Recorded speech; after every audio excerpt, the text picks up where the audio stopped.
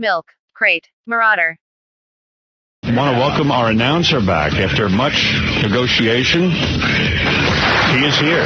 George Takei. Yes. Joins us. And you can always remember the name Takei. It is not Takai. It is Takei, like okay. Okay. George, welcome. Good to be back. I've prepared a song for all of you.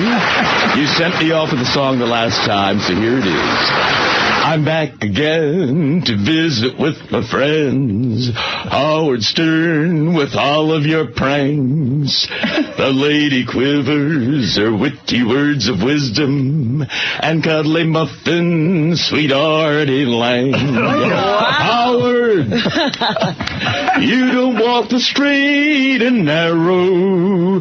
Truth with jokes and burps and strippers standing for the rights we hold so strong in the USA. Howard Stern, your rascal and our hero, dressed in drag or fartman suit, galactic hair on face uplifted nicely, the one and only Howard Stern. Wow. The one and only Howard Stern. Hey.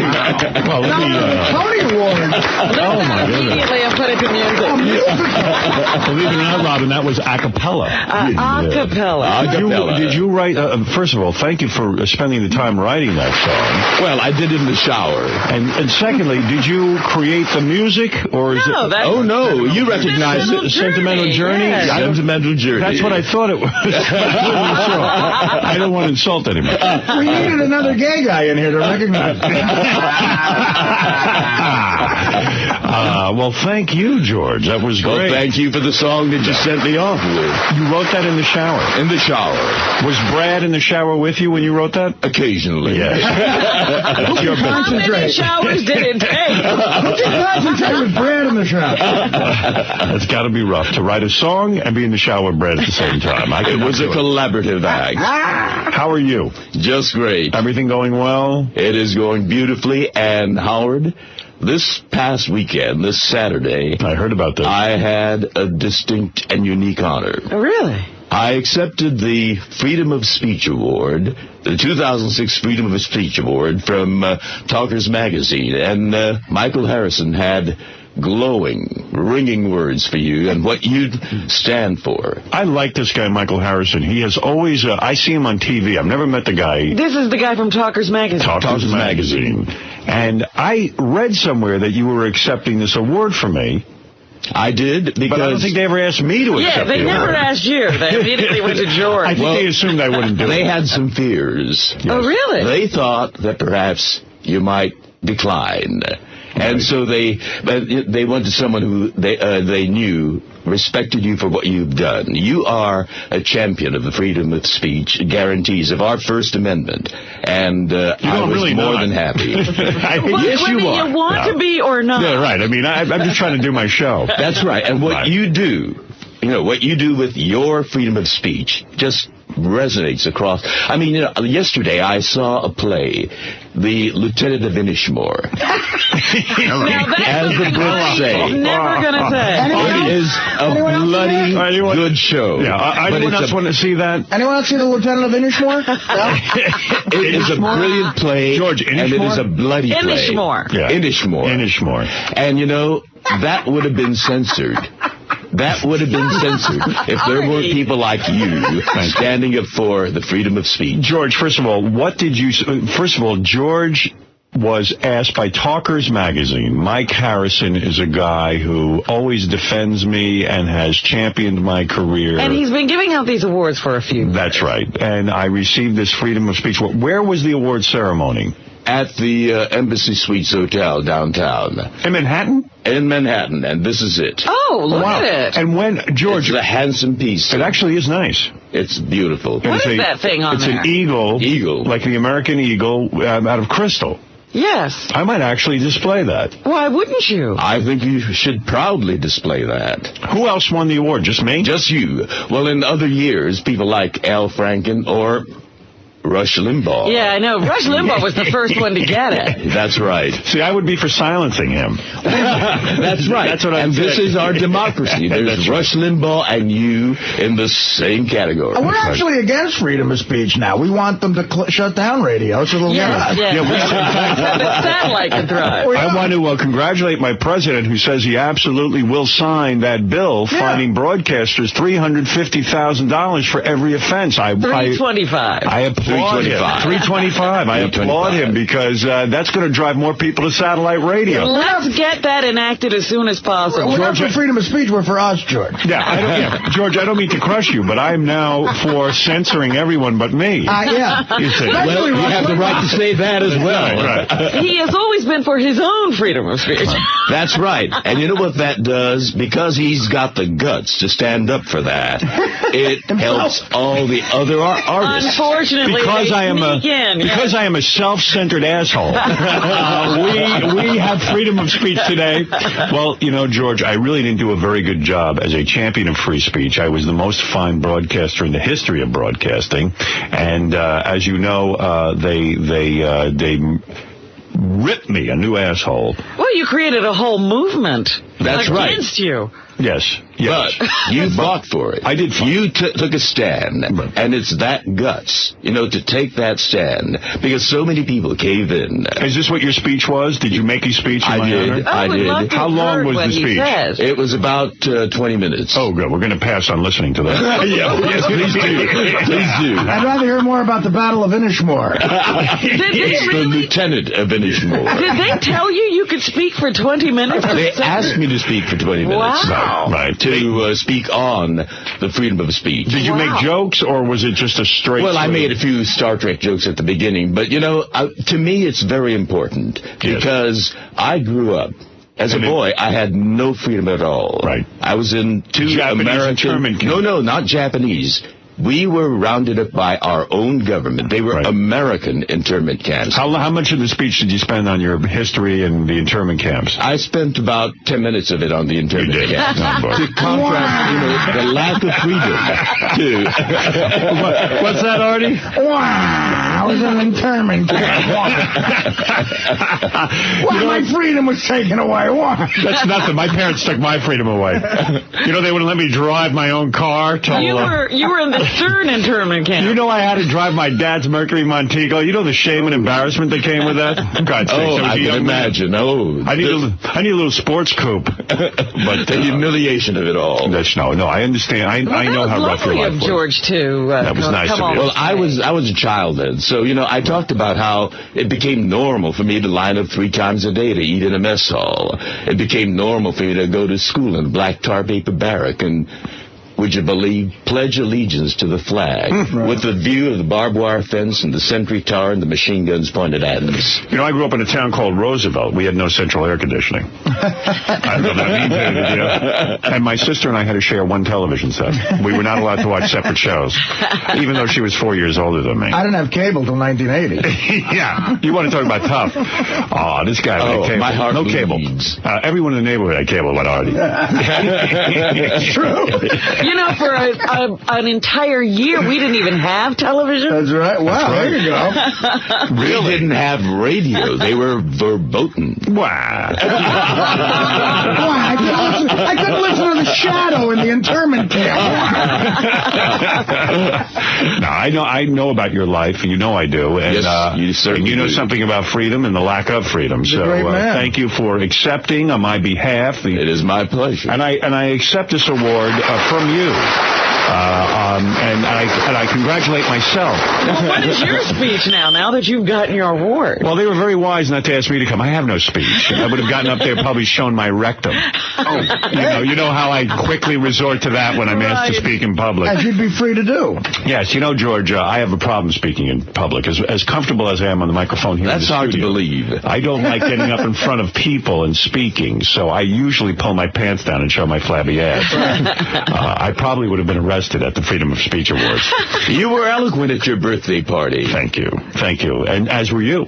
at my birthday party. Well, it was very brief. Well, listen, we are thrilled to have you here, to have George Takei, which rhymes with okay, joining us again. It is great to be back. I don't know how long or hard these negotiations were, but thank goodness. Oh, no, actually, it wasn't very hard. Really? The last time I was in town, I had to go back because I had a very important, again, another federal commission. Yes. I serve on a bank board, and there's this commission called the Federal FDIC, Federal Deposit and Insurance Commission, and You're on a bank board? I'm on a bank board, and they are very strict about attendance, just plain attendance. I can be jet lagged and out of my wits, but as long as my body's there, then they're happy. You should go loaded.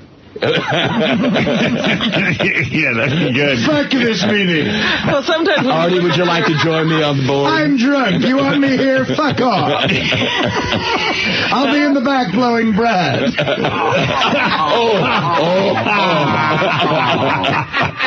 I'm here. No, I don't want you on that board. You wanted me here, FDIC homos. My butt is here. I'll be in the back talking to Brad about the city of Westboro. Will you be attending more theater this week while you're here? Oh, yes, I will. You rascal. What qualified you to be on this board? Is it your military experience with the Federation, or the Federation? Yes, the Federation. Yeah. Actually, it's the stocks I own in it. Yeah, good for you. You're a major stockholder in it. I am. He's a rich guy. Nice. I didn't know you had that kind of money. Well, we were negotiating. We started a very small bank called Golden Security, and what a great story. Yeah, it's been about a little over 20 years now, and we've grown and we've become very successful. You're a multimillionaire. Well, I wouldn't say that. You own a bank? Mm-hmm. And you're not a multimillionaire? Well, I guess I am. So modest. From that camp, that internment camp, to owning a bank. I mean, that's a great Only in America. story, right? You Only in America. You rose up from nothing, and you're here now. You know what I was... I'm here now, so where am I? I also wanted to know, did you get another little doggy? No, I still remember Ren, and it's pretty... Her little ash box is right there in our bedroom. Really? Yeah. See that, Artie? You're afraid to pet dogs, and you have a terrible phobia about them, and George loves animals so much that he sleeps with the ashes of Lorraine LeBlanc. I would pet the ash box. That you don't mind. Richard, what is Nothing is reverent here, is it? Nothing. There is so much... Especially Lorraine, boy.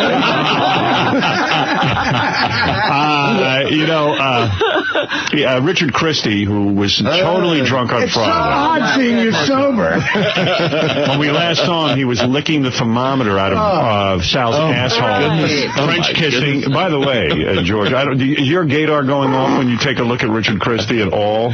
There is something about him, isn't there? Yeah. What was that? You wanted to make out with Sal? These guys put thermometers... Well, you guys dared me to do it, so when I get a dare, I have to do it. I mean, he's instant gay, just add booze. George, let me tell you what happened. You're the more... not so hairy version of Artie. Not as berry. George, let me tell you what happened. We had a roast, and Richard Yes, I know. He had a lot to drink, and at first, Sal and Richard were kissing one another. What the fuck?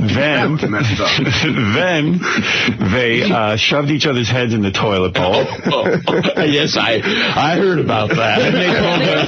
Then they pulled their pants down. Robin inserted things in their anus, and they licked each other's thermometers with anus on it. Yeah. Essentially. I just got to tell Joe, it's fun to be gay. I had fun. You would know. Being gay that night. I mean, what they were doing sounded like a weekend at George's house. So, Brad called them homo. Yeah, Brad couldn't believe how gay you were.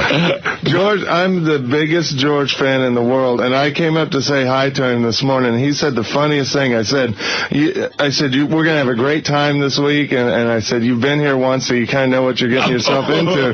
You busted your cherry, and he goes, not only has my cherry been busted, it's been ripped wide open.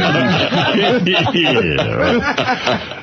No one needs to know about that. And he was talking about he's been here once, so he kind of knows what to expect now. Well, George, My virginity is gone. in honor of your visit, would you like to do an announce to start the show Oh, yes, off? well, let's do that. So, okay, here he is. George Takei is back, everyone. Everyone is excited to see him. I know that. I know I am. Me too.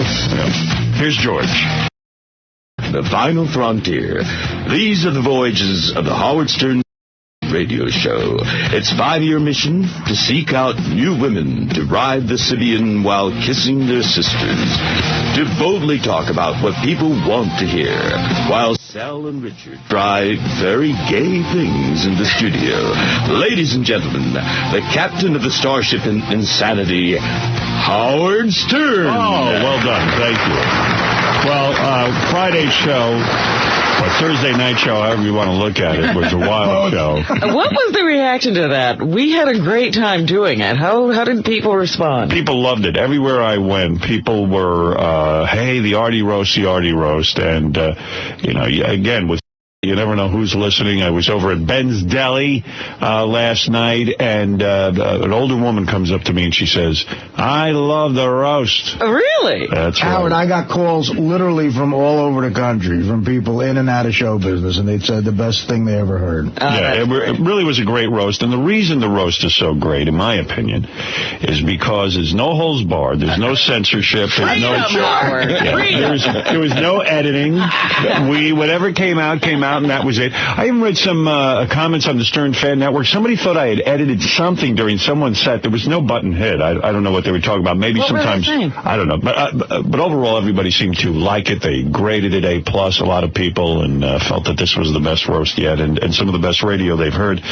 And I agree, Artie was a good sport, took a lot of jokes, even about his father, George. Absolutely. I know, I heard of it. Yes, his father had a horrible accident where he was paralyzed. He was a quadriplegic, and people still joked about that. They did not care. Did you know that, George? There is no death here. Well, People won't think. I got a call. Nick had to leave. Because if I call her, I'm going to get involved, and I just didn't. I said, maybe she'll call back, and she didn't. So, I mean, I don't know what's going on, but I doubt anything's going to happen unless I get into therapy, and instead I'm going to Vegas. 3 weeks later, you're still talking about her. Oh, sure. You I'll be guys talking about her will- until, when I get Right. the war Saturday. No, I think you will eventually go into therapy. And I'm sure that you will get back together again. Well, that's very I agree with George. There's a Do you really? I don't know that you'll get back together, but I believe you will go into therapy. Why do you say that? Because I've seen you at your lowest, and right now... And my you're widest. I know when you're unhappy, and you do have questions that you need answered. There are Right. things you need to deal with. I don't know what they are. I'm not you. So you're thinking he's going to go into therapy soon?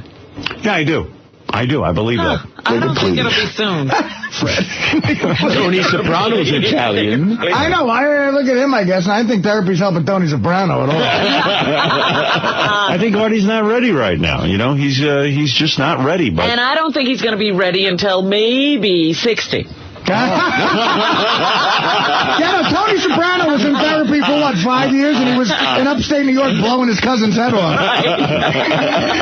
But he did it without all the grief. You know what I mean? He feels good about it. He didn't do a neurotic kind of rub out. In honor of the Tonys, though, it's my grandmother gave me this. My mother gave me this as well. Me and another great Artie father story. Summer of '69.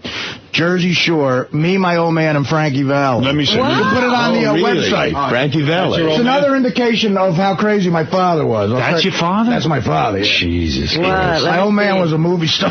He was a good-looking guy. was? Yeah, he's 26 years old there, too. But And that's you with blonde hair? that's me. I was a little blonde, yeah. And that's Frankie Valli. So we're at a motel at the Jersey Looks Shore. like Frankie Valli's attracted to your dad. Doesn't he look a little fruity? Yeah, he does. Thank God my mother was taking that picture. Yeah. But, What was Frankie Valli just doing sitting there? well, what happened was he was at I guess it might have been one of their lower points in their time, because there was a little motel at the Jersey Shore, and he happened to be there because he was performing in Wildwood, New Jersey. He's wearing little short shorts, but so's your old man. My father dukes the guy about $10 and finds out what room he's in. So the door is open to Frankie Valli's room. So my mother is like, what are you going to do? What are you going to do? Because my father was nuts. So he wants to meet him because my mother was a huge fan.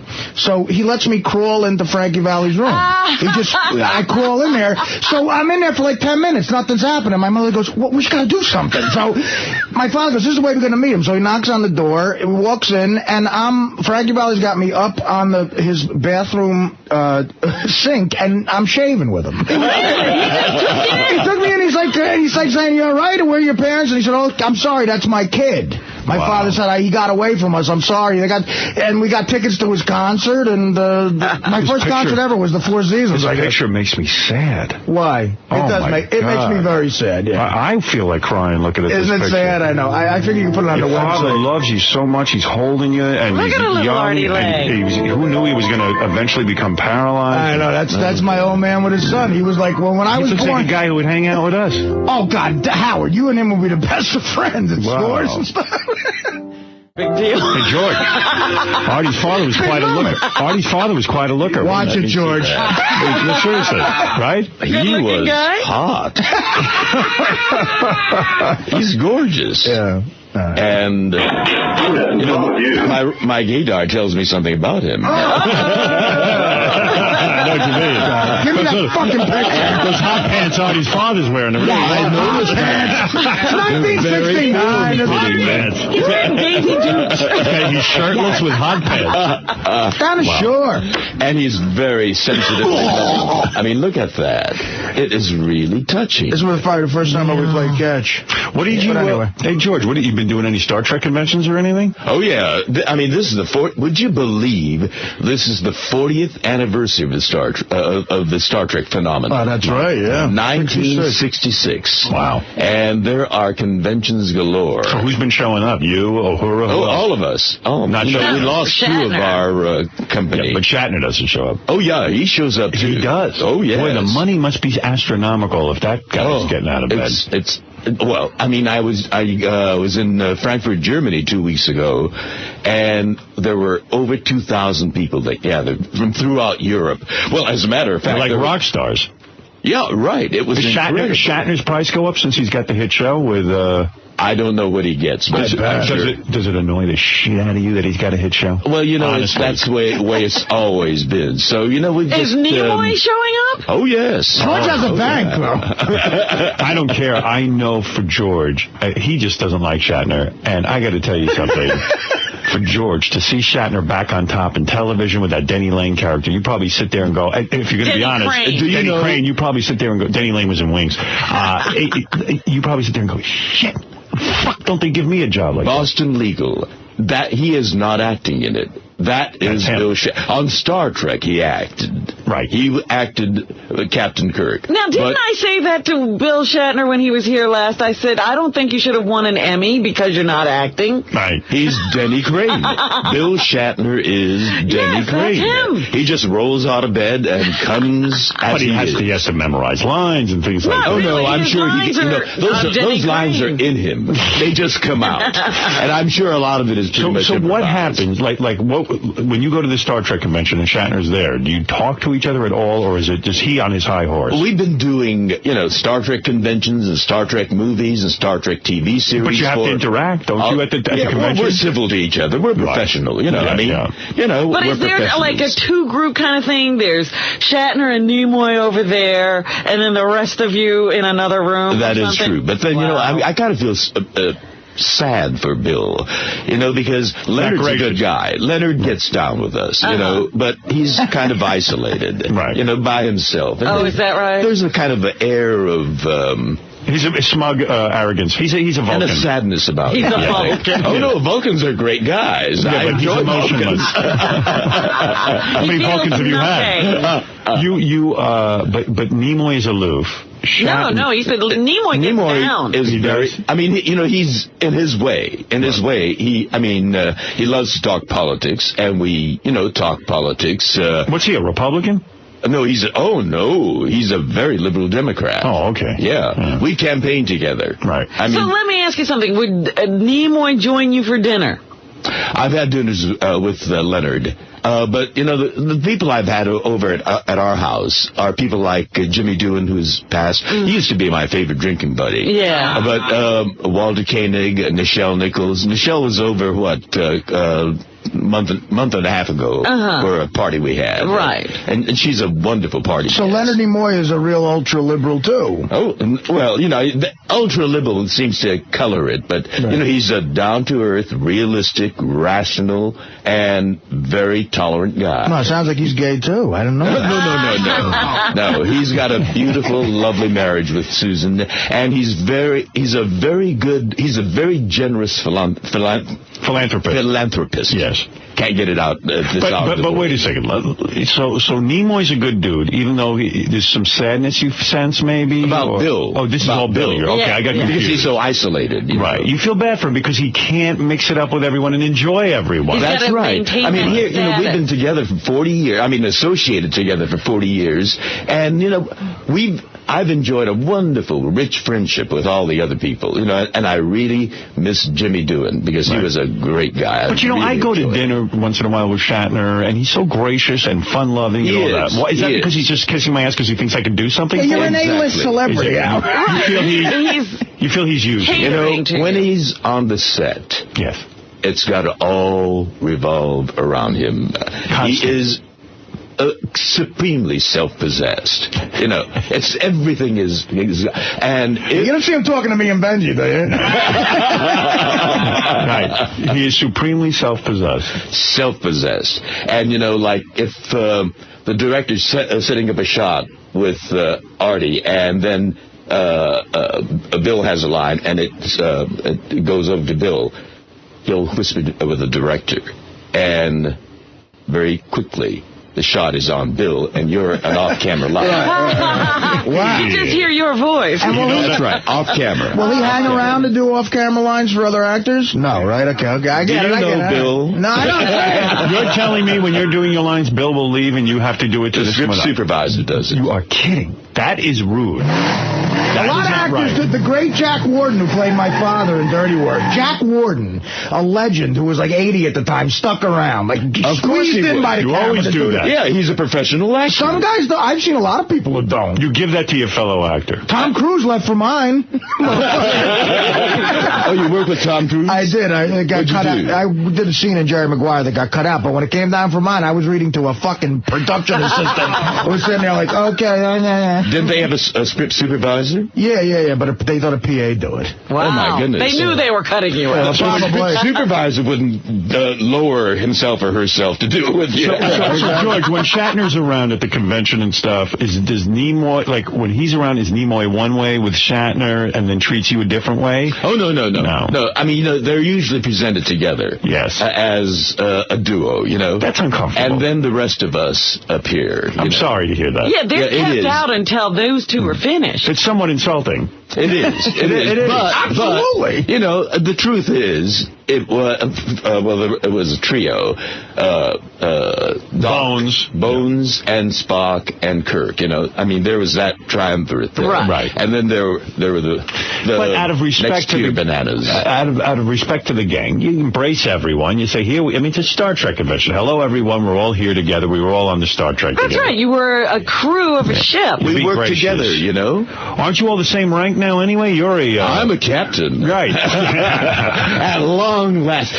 It's like 25 years at that damn helm console. So what's the so you go to this thing and you clean up a couple of bucks. It's a nice gig. It's a good gig. Yeah. And what do you do? You don't have to memorize lines. You answer questions.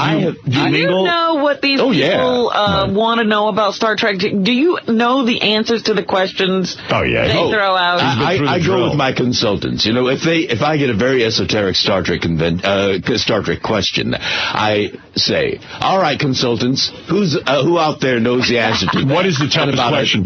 What is the question that stumps you? What is the toughest question? When they start asking you technical things. How come, when you went from Starbase 14 to Alpha Ceti 2, how come it took you however long it took you when you were going only at warp 3? You should be going at warp 9, Do you tell these fuckers to get laid, or is there any time you blow up Bill, here's money for a whore. Bill said, get a life, You got to like that. He knows how to bite the hand that feeds him. Right. And he gets fewer invitations to Star Trek conventions. Right. Right. But any cruises? Anything exciting on the no horizon? Cruises. Right. There's your favorite city, Las Vegas. There's a convention there, and the big one, on the 40th birthday of Star Trek, which is September 8th. There's a huge convention in Seattle, Washington. Why Seattle? Because they have the Sci-Fi Museum there. I see. What's his name? Paul Allen. I see. He's the one that's a big payday for all the whole. Will Shatner show up for that and everyone? I think he'll be there. And what are the most amount of words you and Shatner exchange? Do you shake hands when you see each other? Yeah. You do. Hi, Bill. How are you? And does he say, "I'm fine," and how are you? He'll smile and nod. He says, "Hello, Fruity." He won't. You mean he'll smile and nod, but he won't have a conversation with you? No. He's angry with you. Well, I'm very candid about him, and Is he conversing with others? No, he doesn't. No, See, he's not talking to any of them. He's not conversing with anyone. No. George, my assistant will take your info. Wow, isn't that so uncomfortable? Yeah. And then Walter and Nichelle and Leonard. Nothing. We talk to each other, and Jesus, but nothing from him. No, but that's the way it's been all this time. Wow, He's angry. I don't know. I don't know what it is. Well, better of course, than you. we've been talking like this too. So that there's a little thing in the air. Okay, all right. He always denies that he feels any animosity when he's here. He just says, yeah, it's when but it comes over from when we've been working. Right. And all the things, the little tricks that he's played, it eventually piles up, and, it's hard to forgive, Well, you must be, the one thing you can say is you've stayed in shape and he hasn't. Yeah, I mean, you look terrific. You really do look good. There's a stink in the air. I invite you to come walking with me so you can look terrific too. Is that what you do? You walk? You're a walker? Well, no. I used to run marathons. Yes. But with time, you get wisdom. And so I jog, walk. Right. I'm reaching You're a in good certain shape. point. Yes. All right. Well, anyway, George Takei is here. Yeah. And everyone is excited about it. Let me say hello to a couple of people. We do have to take breaks every once in a while. Bobby, you're on the air in Springfield, Illinois. Hi, Howard. How are you? Hi, Bobby. I just want to say it's really nice to have George back on the air. Yes, Thank you very much. It was a long time coming. We should have seen you and heard you way before now. Come to one of our Star Trek conventions. Go torture yourself. That's a big no. I didn't hear a jump on that invitation. Well, she didn't want to hear you that much. She doesn't want to get gang raped by geeks. Imagine if an actual hot chick showed up at a Star Trek convention. Oh, Alan was a geek. And look where he is. I know. He's got Bill 2 Gates billion. was a geek. That's He true. still is, I think. Geek love is, in other words, could be a profitable thing. It certainly can. Yes, You can Bobby- build a sci-fi museum. That's absolutely true. Bobby, go ahead. You're on the air. Oh, my. Yes. Oh, my. Yes. Oh, my. Oh, my. Oh, my. Oh, my. Good morning, everybody. What's happening? Welcome to Tuesday, the Howard Stern Show. Whoever thought we would have moved to... I mean, really, who would have thought we would have taken the plunge? For real. I mean, that day when I was on Testicle Radio and I made the announcement that we were going to radio, who would have really believed it? And here it is 6 months in, and we're going strong. And look who's joining us today, George Takei. Yes, I made a blunder yesterday. I don't know how you could have done that. At one point in the show, I wasn't thinking, and I said Takei, and that is not right. How could you do that? I know. I was embarrassed, but the name is George Takei. I have no objections to Takei, because you do know what that means, don't you? Yes. It means Big penis. expensive. Expensive. In Japanese. Expensive penis. You told me that, yes. Are you interested, Robin? Yes, she is. There always is a price. By the way, in case you missed it yesterday, George Takei did a beautiful song in honor of him coming here. Yes. Taking the liberty to put some music on it here with boys back in the, Richard was working very hard on this to make sure that George had a musical accompaniment. All right. So I would like to share that with you you right now, if you don't mind, George. Not at all. I'm back again to visit with my friends. Howard Stern with all of your pranks. The lady quivers, their witty words of wisdom, and cuddly muffins, sweet Artie Lang.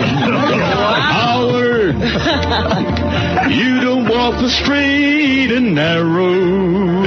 Truth is jokes and burps and strippers standing for the rights we hold so strong in the USA.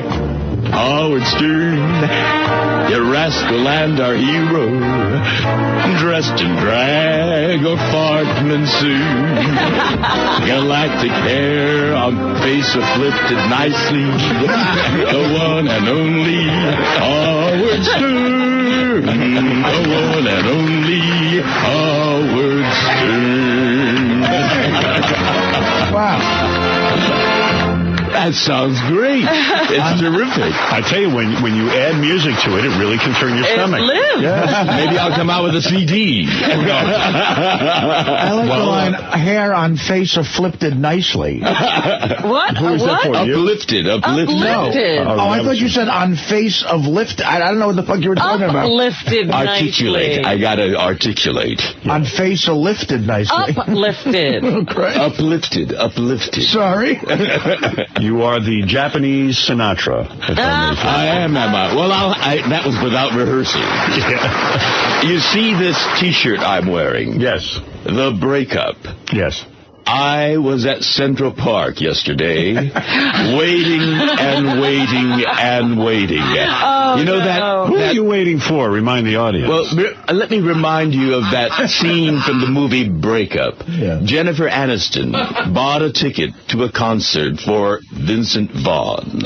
She was there. You remember that scene, Artie? I do, actually. You do, don't you? Yeah. Now, you do know how I felt then. Well,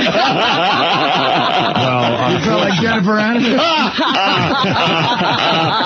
felt like a pretty girl in a dress?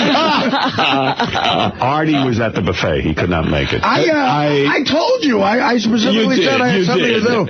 Nevertheless, Unfortunately, I committed still to today. hoped. What is that, Artie? I think I committed to today, unfortunately. Oh, did you? Are you guys going to go walking together in Central Park? Well, Do we have a date?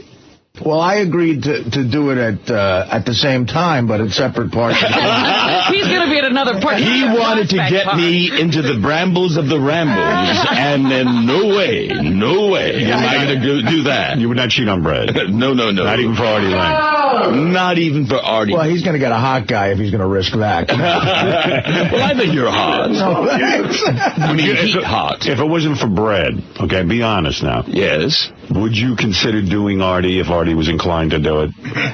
Would he ever be your type? Let me give it some thought. All right. You don't want to jump at this right away. I can't get homeless gay guys, much less one that owns a bank.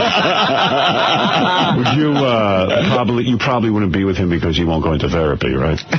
You know, that would be a requirement. Everybody's nagging. You qualify? Whether he goes straight or gay, he's got to go in. Oh, my God. Could you imagine? That must be even worse than a food is nagging. Oh, that's a terrible thing. I can recommend one. As a matter of fact, Brad got me to go to one. He did. Very early in our relationship. He insisted? He insisted. Yes. And I resisted. Why? What was the matter? What was going on with you? You know, it was so long ago, but, you know, Brad is an orderly guy. You know, Right. everything's got to be just right.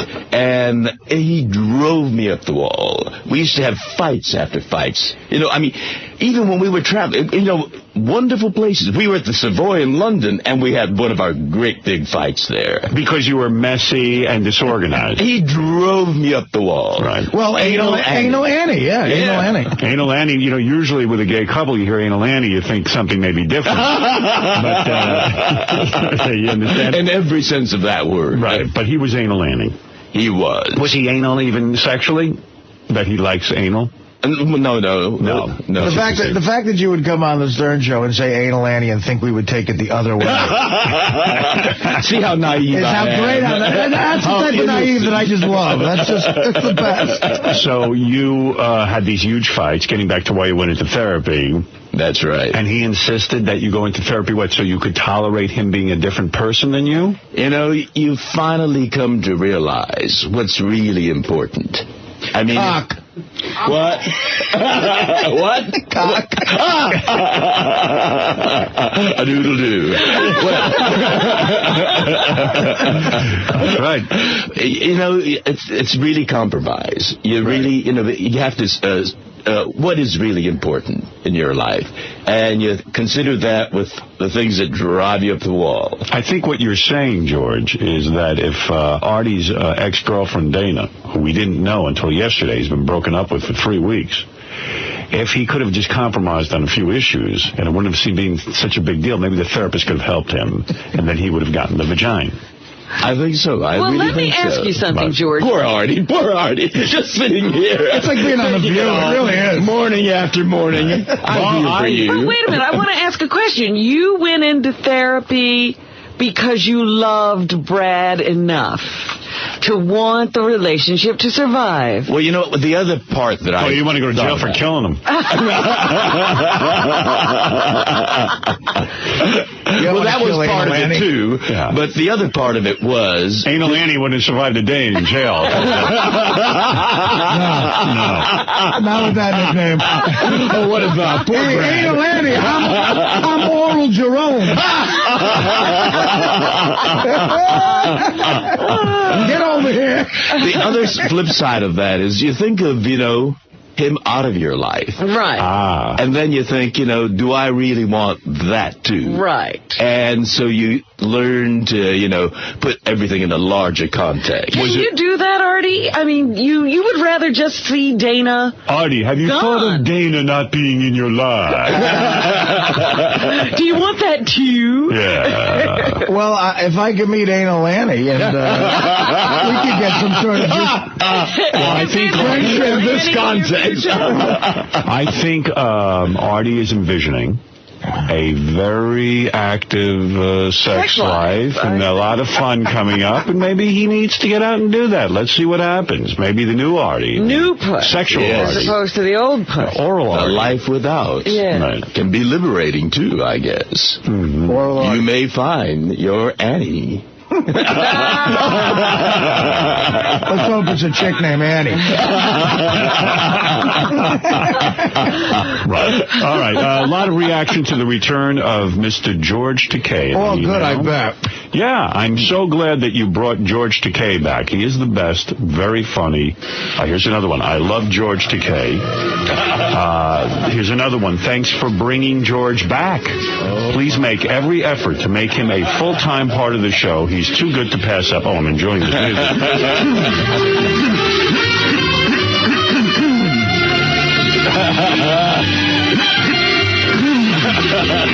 Oh, my.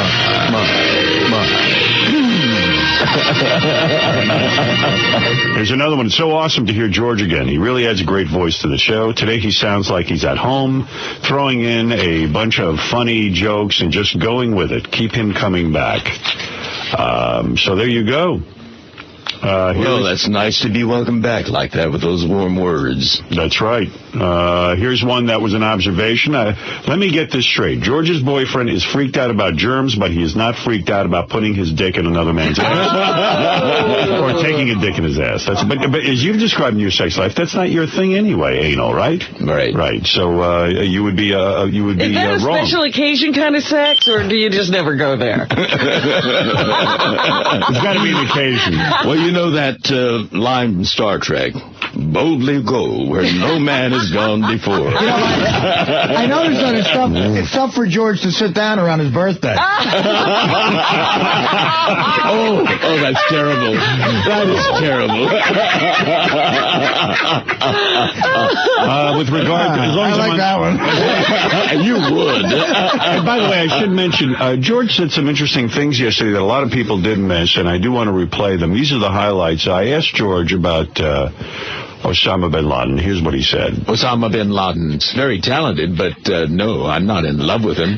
No, he's a little weird.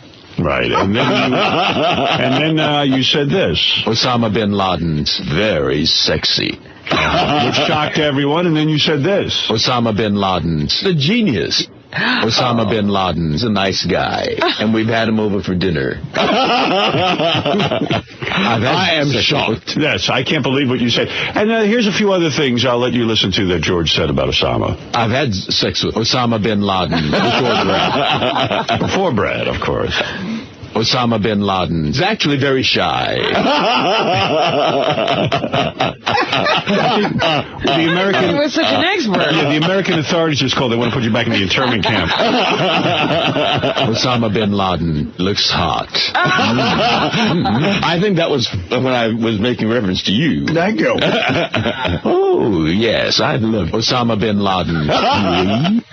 I think Osama Bin Laden is macho. Well, those were just a few of the items. Oh, he's macho. He's probably an alpha male. You're right. Those were bombshells. Yeah. I am shocked. I appreciated your honesty and thank you for it. Everyone, of course, loves this phone call. George Takei. Yes. Did such an amazing Make phone me call. expensive. Go ahead. George Takei's phone call is a winner. We played it yesterday, but I think it bears one more time repeating. Hello? Bill, how have you been? Hey, Bob, how's it going? Well, have you heard anything about it yet? Who is this? George Takei here. How have you been? I don't believe I know you. I grew up in Arkansas. You did? Well, Yes. so did I. But I don't believe I know you.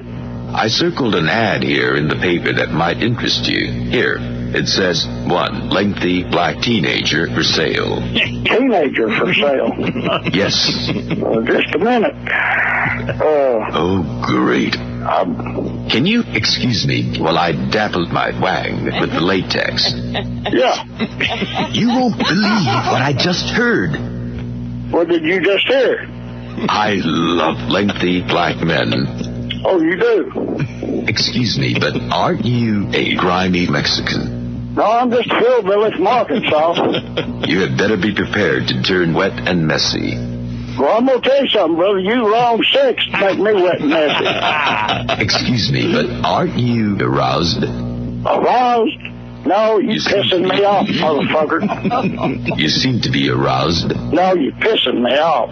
but I'm just a bit concerned about lengthy black teenagers. You sound like a sick motherfucker. Yes, I'd like to have about 5 minutes alone with you. you're pathetic. I'd make you pathetic, you piece I'll of show shit. you. I'll show you. I'm going to get that wang. I bet you do. I hate you. I ain't got much damn use for you either. That's crazy. Crazy? You sound like you got a problem, brother. You ever read the Bible? The good Lord put a man to sleep and took a rib out of him for a walk. And if you like long, lengthy black men and you like, I bet you even like children, don't you? Yes. I'd give you $500 to meet you. I want to get to know your lengthy black lollipop. Oh, I got your black length lollipop.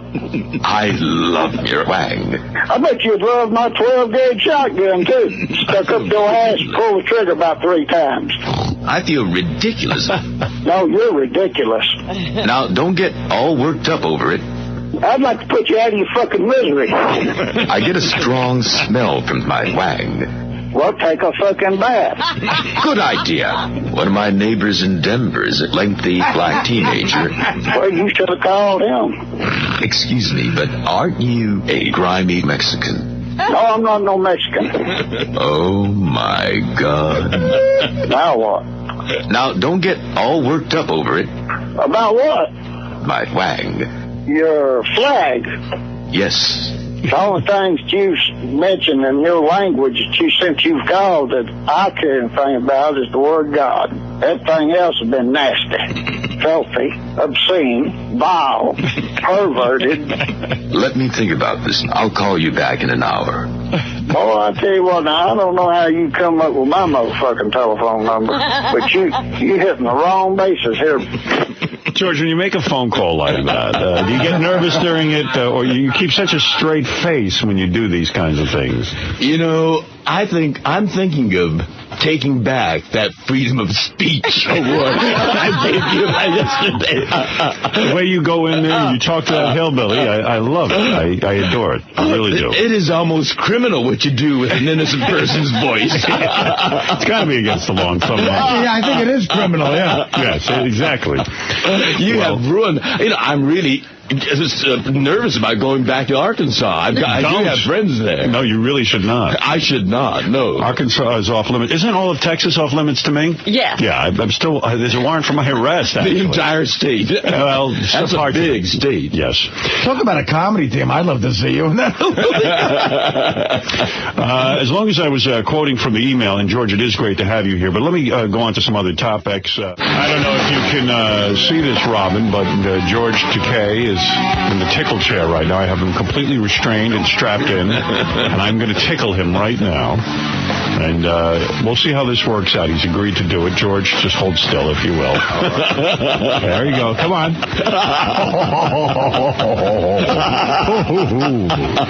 He loves it. My bony fingers. Yes, easy. All right, now stop. For Christ's sake. One more tickle. Here you go.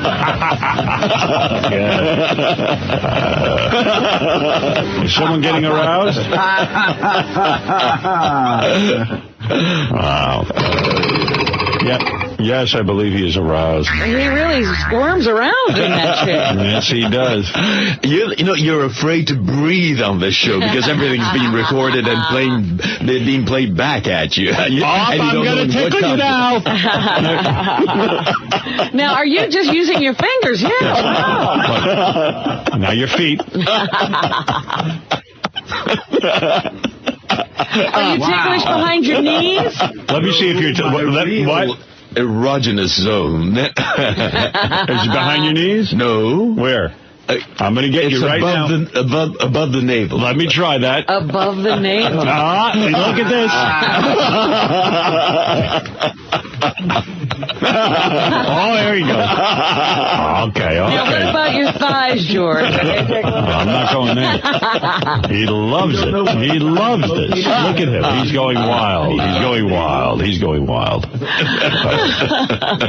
Good for you, George. All right. Anyway,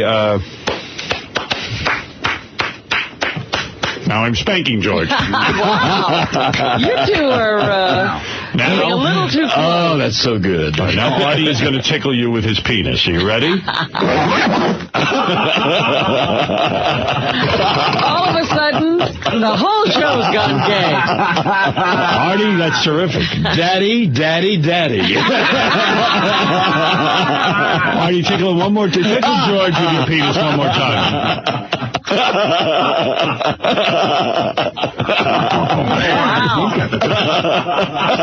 Artie's penis is magical. And it's growing. The more George laughs. If Shirley's listening in Topeka, that was just a joke, Shirley. They don't have to come after you. Oh, the wrath of Shirley. Artie. Poor Artie. Artie, lift your stomach and tickle George with it.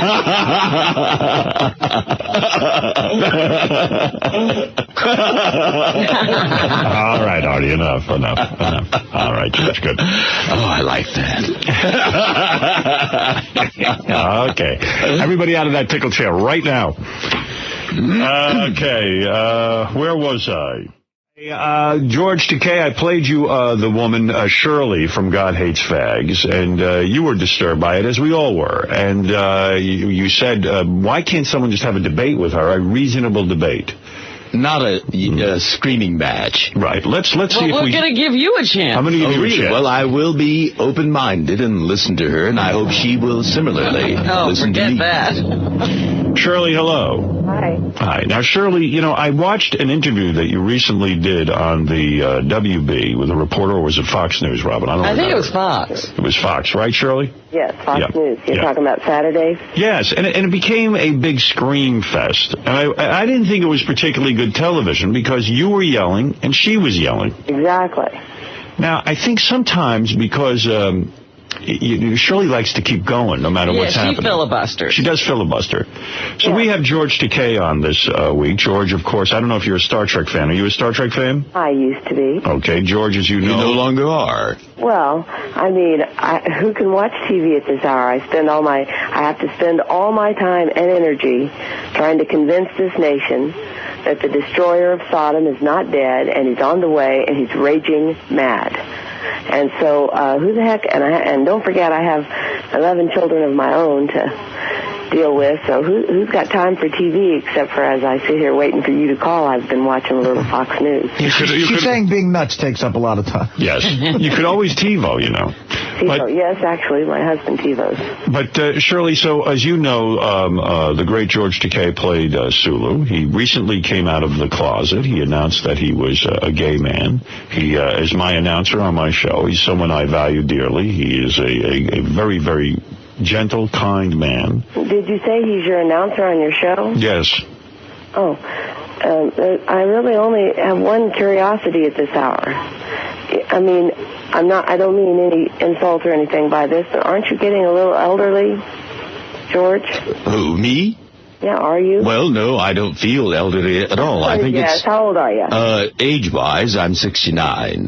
Do you consider that elderly? Did you say 69? Yes. Dr. Sulu is 69? Mr. Sulu. I'm the youngest of the Star Trek show that you claim to have enjoyed. Tell me, what was it about Star Trek that you enjoyed while you were watching it? Let me say this. I don't understand why, when you're 69, why did you feel compelled to lay out before this nation a filthy thing like what you do to defy your God and bring his wrath upon the head of this nation? All right, let me correct you on a few points. We did not, my partner and I did not come out last year. I spoke to the press for the first time last year, but we've been out with our families and our friends for a long, long time. All my Star Trek colleagues have been over to, well, with one exception, over to William Shatner, you're referring to? William Shatner. Yes, he hasn't the been to your others home. have been to my home, and we've entertained each other. We've been over to their home as a couple. You also said something about my God. I am a Buddhist. And so your God I respect, and I similarly expect you to respect my God if you are a respectful person. No, hon, I don't respect a big fat lie. Well, you're awfully disrespectful, aren't you? A big lie takes you to hell. And you think you can just announce, I don't respect my Creator, I don't believe. Not mine. Yes, he's your creator. He's the one who created you. There's only one God, and he's going to look you in the face and repay you. Will you let me get a word in edgewise? Sure, go ahead. All right. You seem to think that your God and your religion is something that you can impose on everybody. If you really understood what Star Trek was about, you might remember that phrase, infinite diversity in infinite combinations. I knew that's what that was about. I knew that's what all that nonsense was. Let us... You're not going to let me finish, are you? ...to try to shove filth... Are you going to let me finish? ...down the throats of this nation. Or is this going to be a one-way diatribe? No, I'm just going to comment as we go, if you don't mind.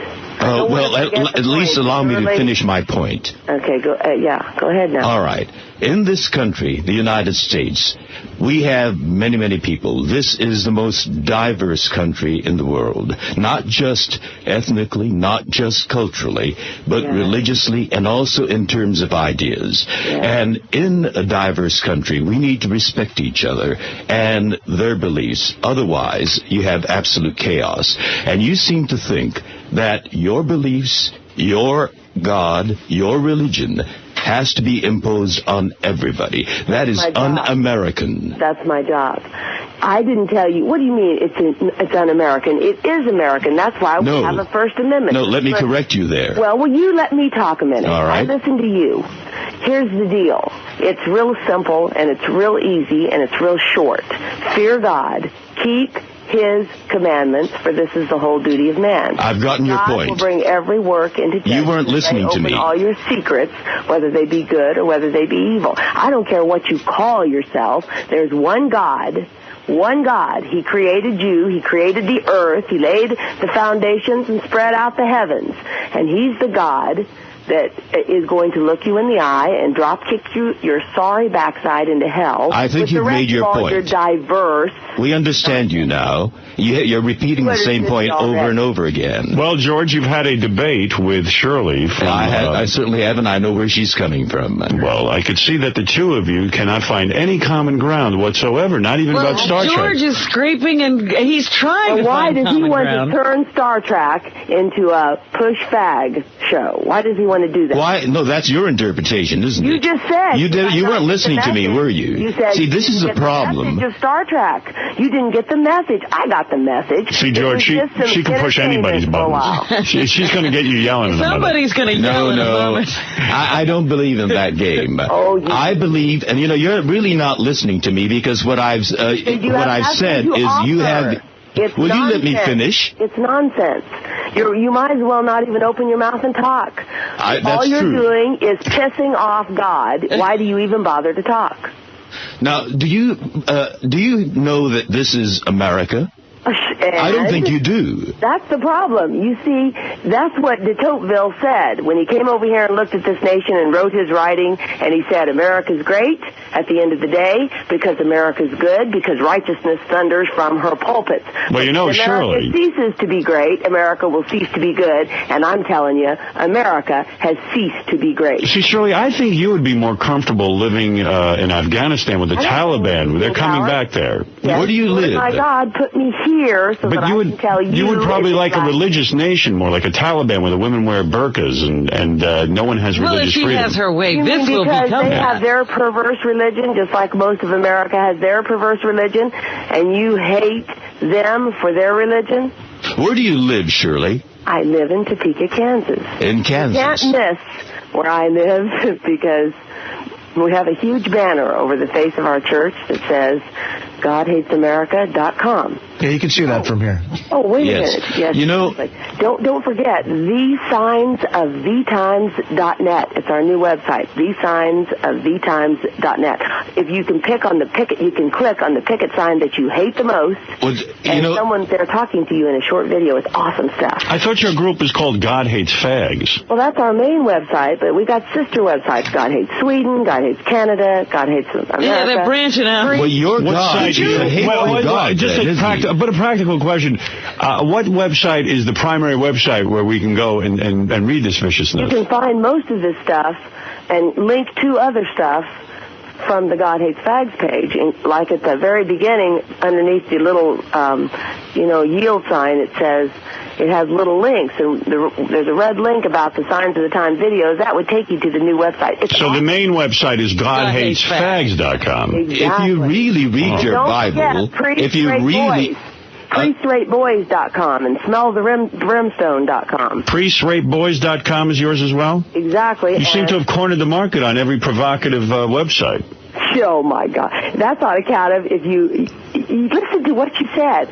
You got all that porn crap floating around out there. God knows what that stuff says. And you say, our website is provocative. Let's go to Jeff the Drunk, who wants to chime in on this, believe it or not, in this debate. Yes. I own the rights to God Hates Brazil, honey, so you don't have to come to me. Shirley. Yes, Jeff. Shirley, you are a dumb fucking cunt. Shut the fuck up.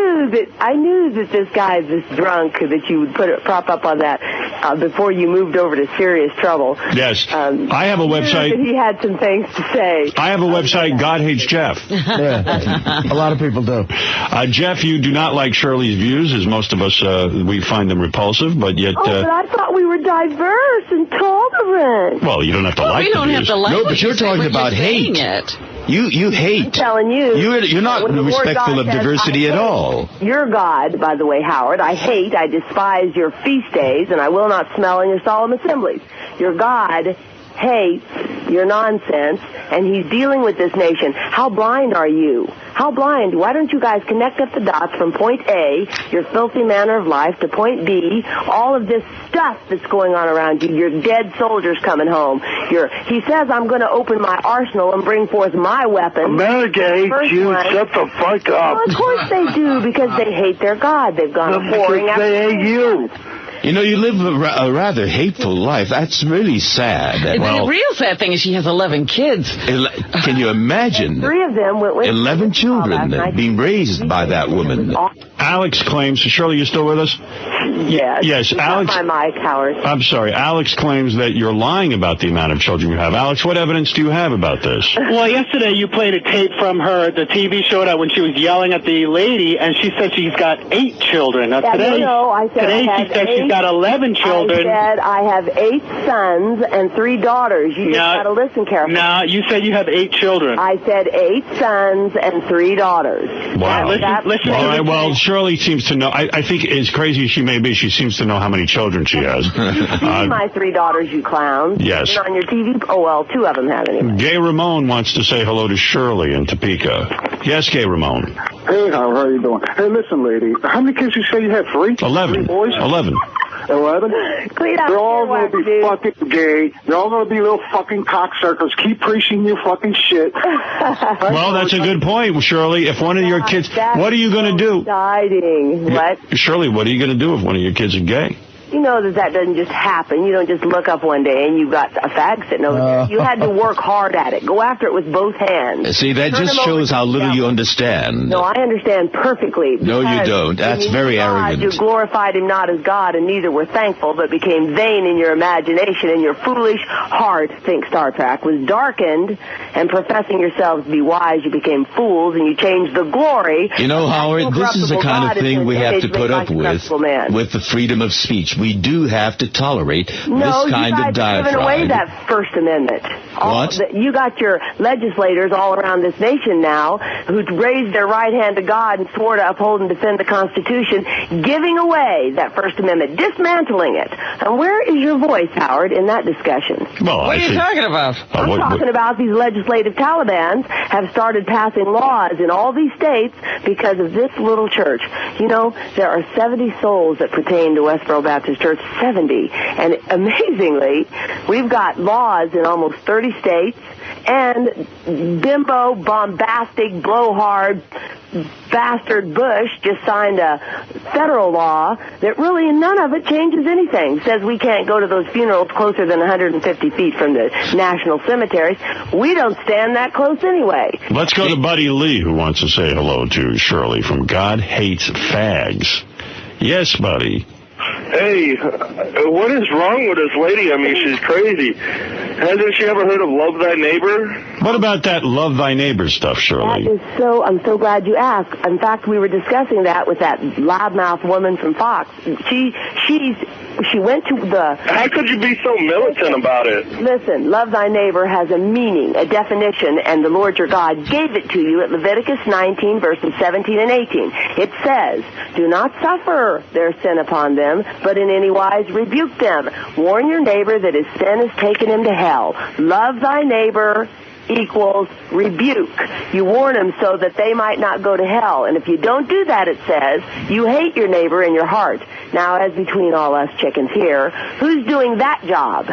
Well, there you have it, George. You've had a debate with Shirley from her organization, God Hates Fags. I think you tried your best to have a civil discussion. Well, you know, this is the thing. You know, with the freedom of speech, we have to tolerate this kind of nonsense, this kind of foolishness. Stupid people have their rights as well. What about you, Gary Dell'Abate? You know, it's creepy. If you go to their website, they have not only pictures of her protesting funerals of soldiers, but they have like upcoming funerals to go to. Oh, they post funerals you could attend. Like, Shirley, how do you decide whose funeral you're going to protest? Well, it's upon our agenda to try to protest all of them, but you know, God is killing so many of them that there's not any possible way flesh and blood can do all those pickets. And there's only 70 of you. That's right. So we have to pick and choose, and we just wait for the details and logistics to fall out just right, and then we get there.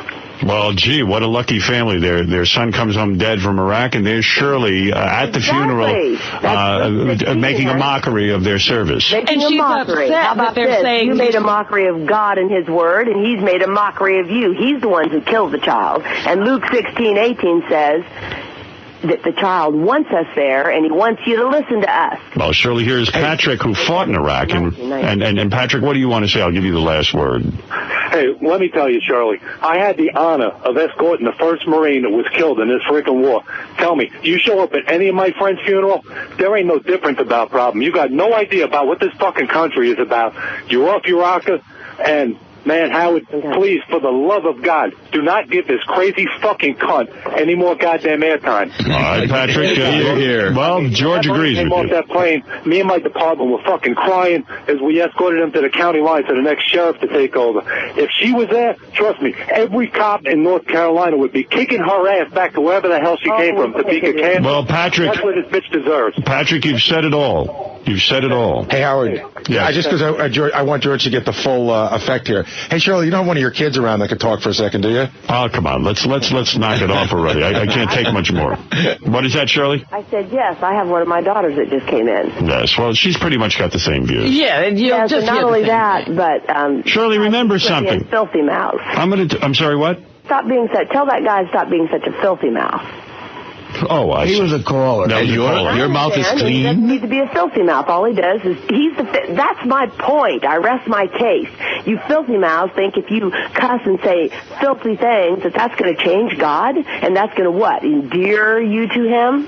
Hey, Shirley, just remember this, and I'm going to leave you with a thought for the day, and I'll ask you to think about it. All right. If there were no gay people, we wouldn't have the Tony Awards. Think about it. All right, Shirley, good luck. Not gay people, Howard. Shirley, all their enablers. Good luck with your God, and have a party with him today. I'm sure he's there for you. What's on the agenda today, as a matter of fact? Actually, I'm going to be heading out the door in a couple of minutes because we've got to get to South Carolina where they're setting up an idol to Billy Graham. I'm sorry, North Carolina, Greensboro, where they're setting up an idol to Billy Graham. You know, kind of like Nebuchadnezzar on the plains of Dura. Well, this is on the plains. You don't like Billy Graham either? He's a lying false prophet. It's his fault that this nation is his and all the rest of the lying false prophets that litter the landscape, that this nation's in such a mess. Sounds like a busy day. Yeah.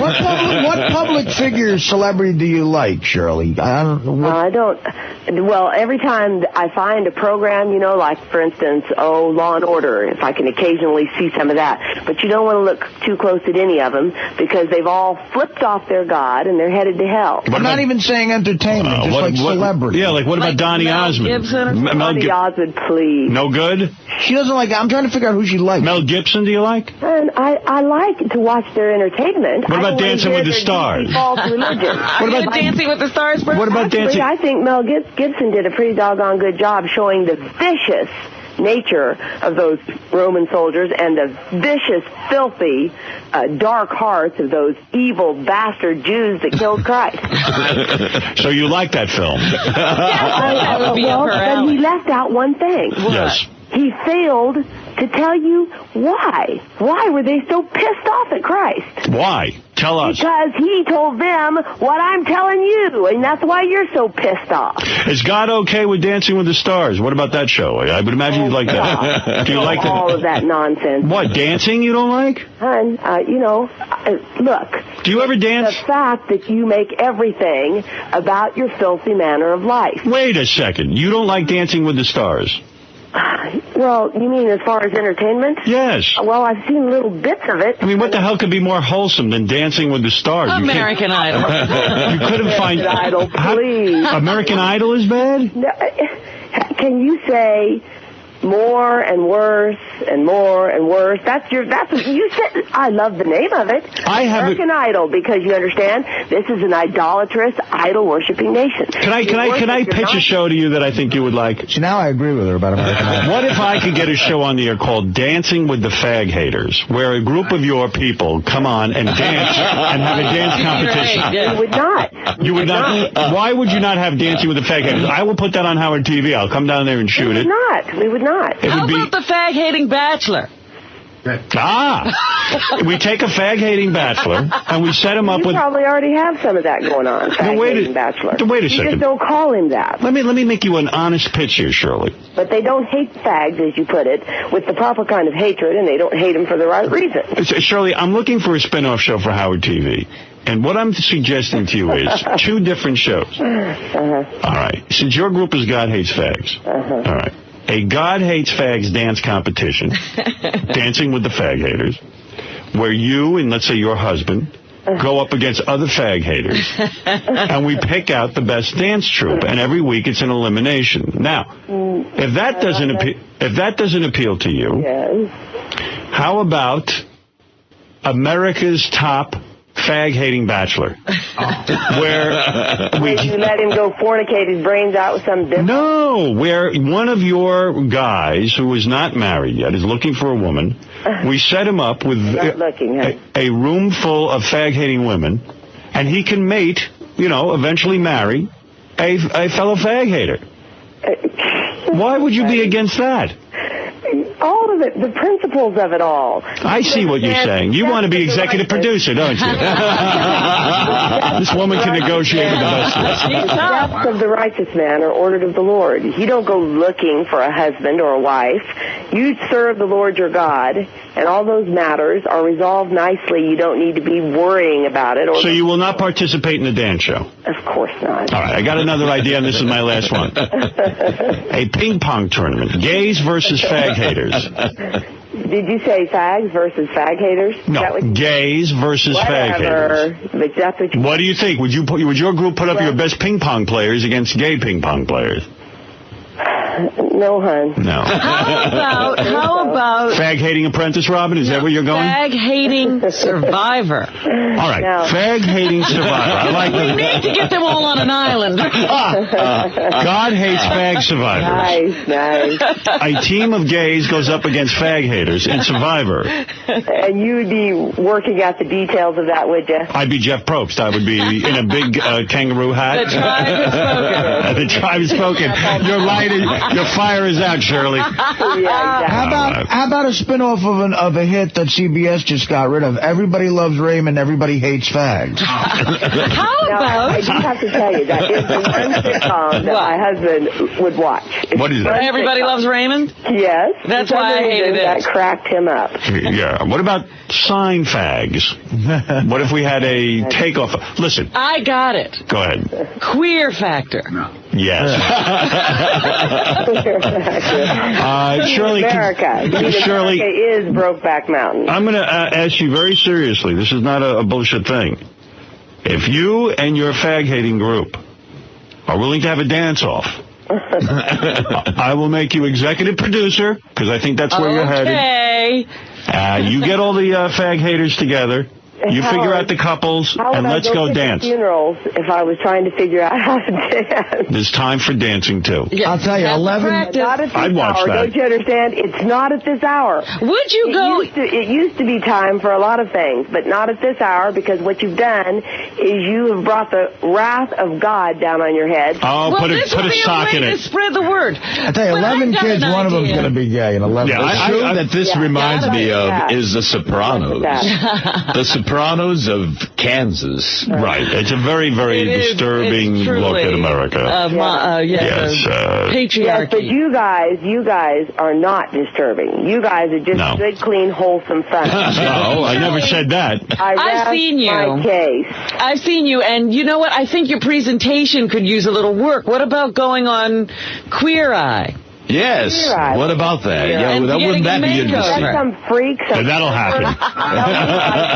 Myself? Yes, Marianne, go ahead in Brooklyn. Yeah, Howard. First of all, God loves everyone. Shirley hates fags. Second of all, it's a money-making scheme. Shirley, I spoke to you before about the terrorists. And also, you're out for yourself, Shirley, not for anybody else. Artie, that's a real cunt for you. I'd rather hear Richard Christie vomit or Elliot Austin than you. And I think, yes, there is freedom of speech, but not you. We don't need to hear you, Shirley. All right, Marianne, very short today from Brooklyn. All right, listen, Shirley. Can we get back to Shirley's voice? Yeah. I'd rather hear Shirley, quite frankly. Exactly. No, everyone will listen. She's the face of America. That's wonderful. I'm glad she said that. Marianne accuses you, Shirley, of not really sincerely hating fags. She says you're in it for money. Yeah. Isn't that interesting? What the hell is that? That is always such an entertaining comment. What the hell does that mean? We She says you're not sincere. This nation, crisscrossing this nation for 15 years. Every single day we have started into our 16th year. How do you pay the bills for crisscrossing the nation? How do we pay the bills? We do it the old-fashioned way. We work for a living. We don't. Do you get contributions? We don't ask for anything from you, and we won't take anything from you. Like Abraham told the king of Sodom. What kind of work do you do? A shoelace. What type of work do you do? Well, you know I'm a lawyer. But when did you have time to defend people? Well, in the first place, with the time I have to spend on this, not a lot these days. But When you're arguing in a court of law, can I ask you a question? Sure. Do you bring up all this, all your personal beliefs, or are you able to keep them out of the case? Well, you know that we don't mix our personal religious views with our jobs. How stupid is that? You actually have clients? Okay. Yeah, and I'm not the only person at Westboro Baptist Church. We all work, and we have many jobs. I mean, lots of it, mostly professional stuff, nursing and quite a few lawyers and there you go. All jobs, right. you understand, where you work in an environment where, like your children going to school, you don't take your personal beliefs into your workplace or into your. That's why we utilize the streets. That's what the framers of the First Amendment intended. All right, this could go on all day. Let's leave it. We've had a brief debate between George Takei and Shirley. And, I don't think it's a debate, because a debate is one where you really approach it with open minds and willing to listen to the other person. She is closed-minded. She's not going to listen to anybody else. All right. Thank you, Shirley. Yes, thank you. All right. Hey, Howard. Yes. About that debate thing. Yes. There's got to be two positions. This is not open to debate. It's not open to discussion. That's what's taking you to hell, is the fact that you pretend it's open for discussion. All right. Evidently, according to Shirley, God... there is no debate. God can't debate this, and God... Right. One-way street. Right. Thank you, guys. Thank you. Good morning. Good morning. Good luck to no one. Good luck. Well, that was very interesting. Good luck to me. You've educated me. Yes, I have. There are people like that in this world. Well, let me commend in you. America. You were able to have something of a dialogue with her, even though no one listened. But you were able to keep your composure, and I admire that. Well, I tried to do that. That's the whole idea of having an exchange of ideas. But she was not willing to exchange. George, I'm going to give you time to relax now. A little bit of a break, as you know, the breaks aren't good. too long. I need that. Yeah, but that woman sipping. with 11 kids, one of them's got to be gay, right? Yes, that's going to be the greatest. 10%. The poor kid. Yeah. Yes, the poor kid, too, because the kid will probably commit suicide. Does he dare ever come out? No way. I think there's a suicide there coming up. Mm-hmm. That's right. Well, listen, we've got to take a break. It's been a packed hour, and there's so much more going on. But first, these words. What else can I tell you? I had a very manly night last night. Hey, George, good to see you, by the way. God, people just love you, George. Well, it's mutual. They love having you on the show. They feel your class. I was reading on the Stern Fan Network. Everyone loves George Takei. There's never a negative with you. What is it? Well, it's a mutual thing, because I get emails, too. And, it's good to read those emails, because you get a different perspective on what you're doing, And these are people who are fans. So I think I understand why you read them. I was criticized for being somewhat empathetic or sympathetic to Screech, who was trying to raise money to keep his mortgage. A lot of people did write and say, you know what, fuck that guy. It's not like he's going to be homeless. It's just he can't own a home. Lots of people don't own homes. And big friggin' deal, I ain't buying his shit T-shirt. I kind of felt, well, okay, the guy's trying to raise money through an enterprise. It's a T-shirt. He's going directly to the audience. But it was an odd request, though. It really was. Why should I have to lose my home because I made some bad deals? Right. But everybody could say that. Well, I don't know. Nobody wants to lose their home. I think George was very sympathetic. Yes, I was, because, it's like... if you think back in history, it's like the old barn raising. All the neighbors coming in and helping out, one man build his barn. And in this day and age now, our community is via this electronic or satellite media. Great idea. He should live in a barn. Yeah, why don't we build Screech a barn? Artie was even somewhat sympathetic. He said, hey, all of us fall on hard times occasionally, and shouldn't we help? Yeah, but there are... I'm making him work for the money. Literally literally millions of people losing their homes. They don't have Screech's access to a media outlet so they can beg people to help them save their homes. And I think that's what people respond to. Just because he's Screech, he shouldn't lose a home. A lot of people were turned off that he was Screech. Yeah. And that he had a big penis. It was a waste. What bothered me was Screech fixed his teeth. Yeah, that really was disturbing. I brought that up right away. I mean, I saw these big white teeth. I said, what the hell are those chiclets? I just can't wait to see what his act is like in Pittsburgh for 10 minutes. Oh, that's why you did it. Well, look, I'm willing to spend $2,000 to see it.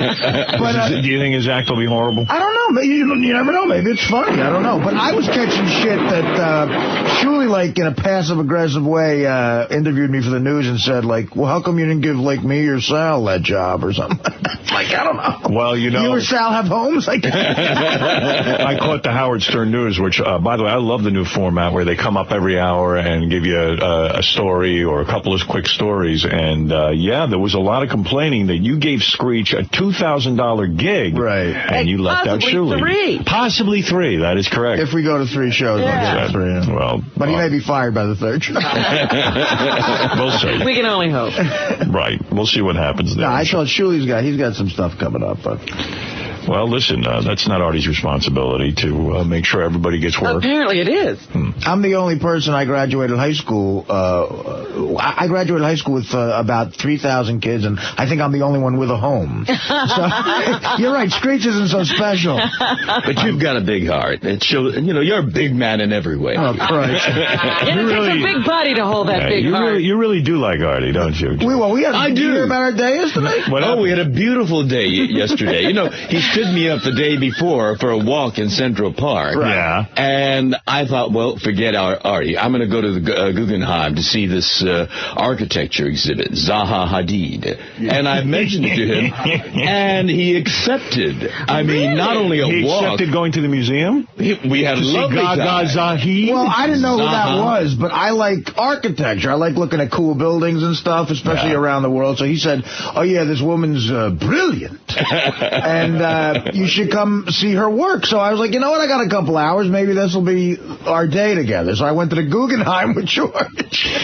Fred, do you know of Zaha Hadid? Zaha Hadid, yeah. You do? Yes, I do. Of course you do. And I was happy I went. Like, what real impressive stuff. Like, she built the main headquarters for BMW in Germany. It's one of the most impressive-looking buildings in and out I've ever seen. Hold it a second. Let me back George up. is explaining angles. Let me understand something.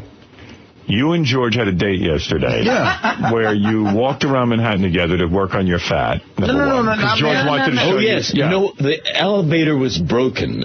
And you know how the Guggenheim is. It's a spiral going up. No, he doesn't. George, you're talking to Howard Stern. Oh, you don't. I know how the Guggenheim is. I can't even spell it. I was only there one other time before. Well, the elevator was... I suggested that we go to the top and work our way down, a descent, because I was thinking of, Artie. But the elevator was broken, so not only did he get culture, but he got exercise to boot. We went up that spiral about, I'd say about 6 floors. Oh, Christ, yeah. Well, whatever it is. It's like 6 or 7. Was Artie breathing heavy? No, we went very leisurely. We focused on the art. We actually did.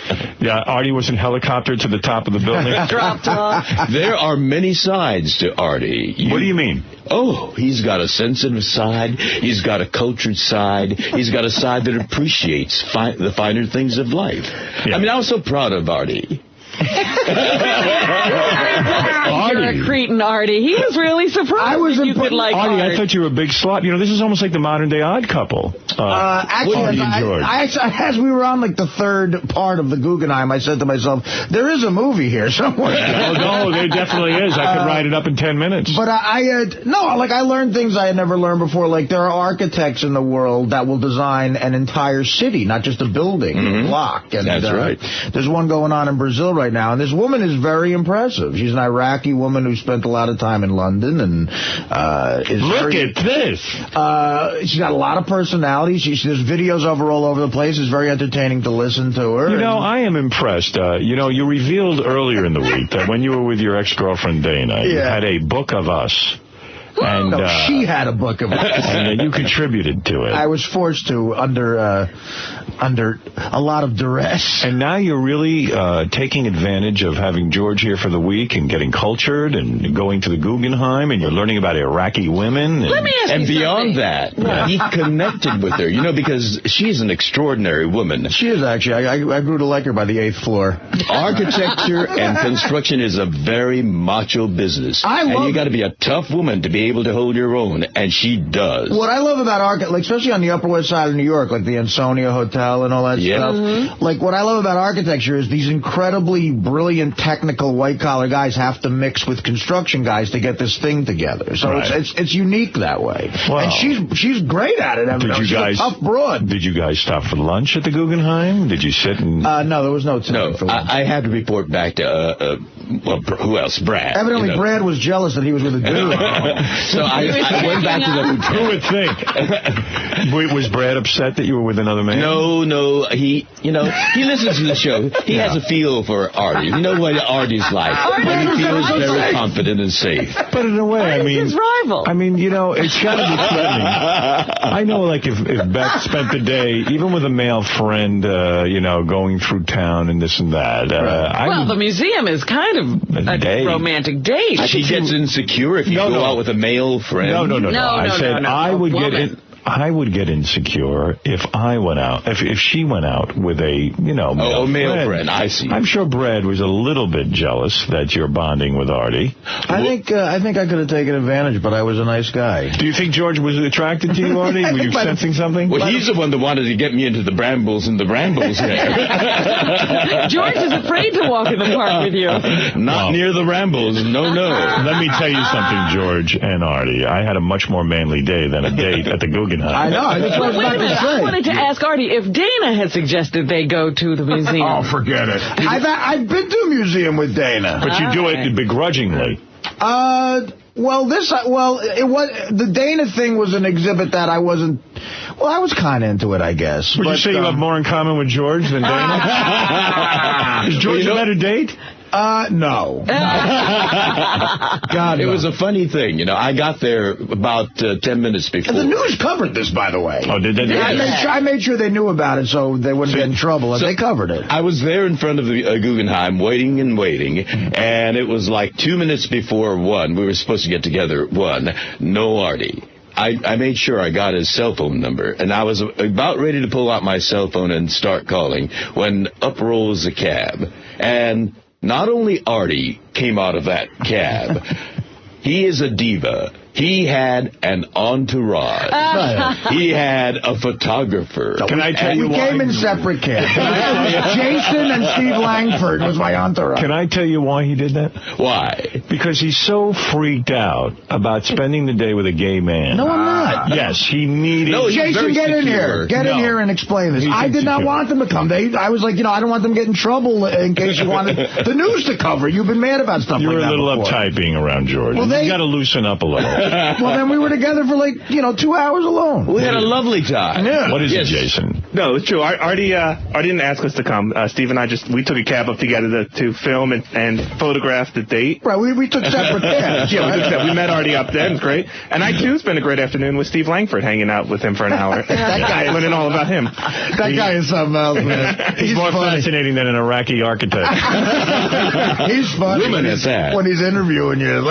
He gets into your personal space. So you and George, I know. You and George, Steve Langford is intense. Yeah, but he invades your space. How was the date?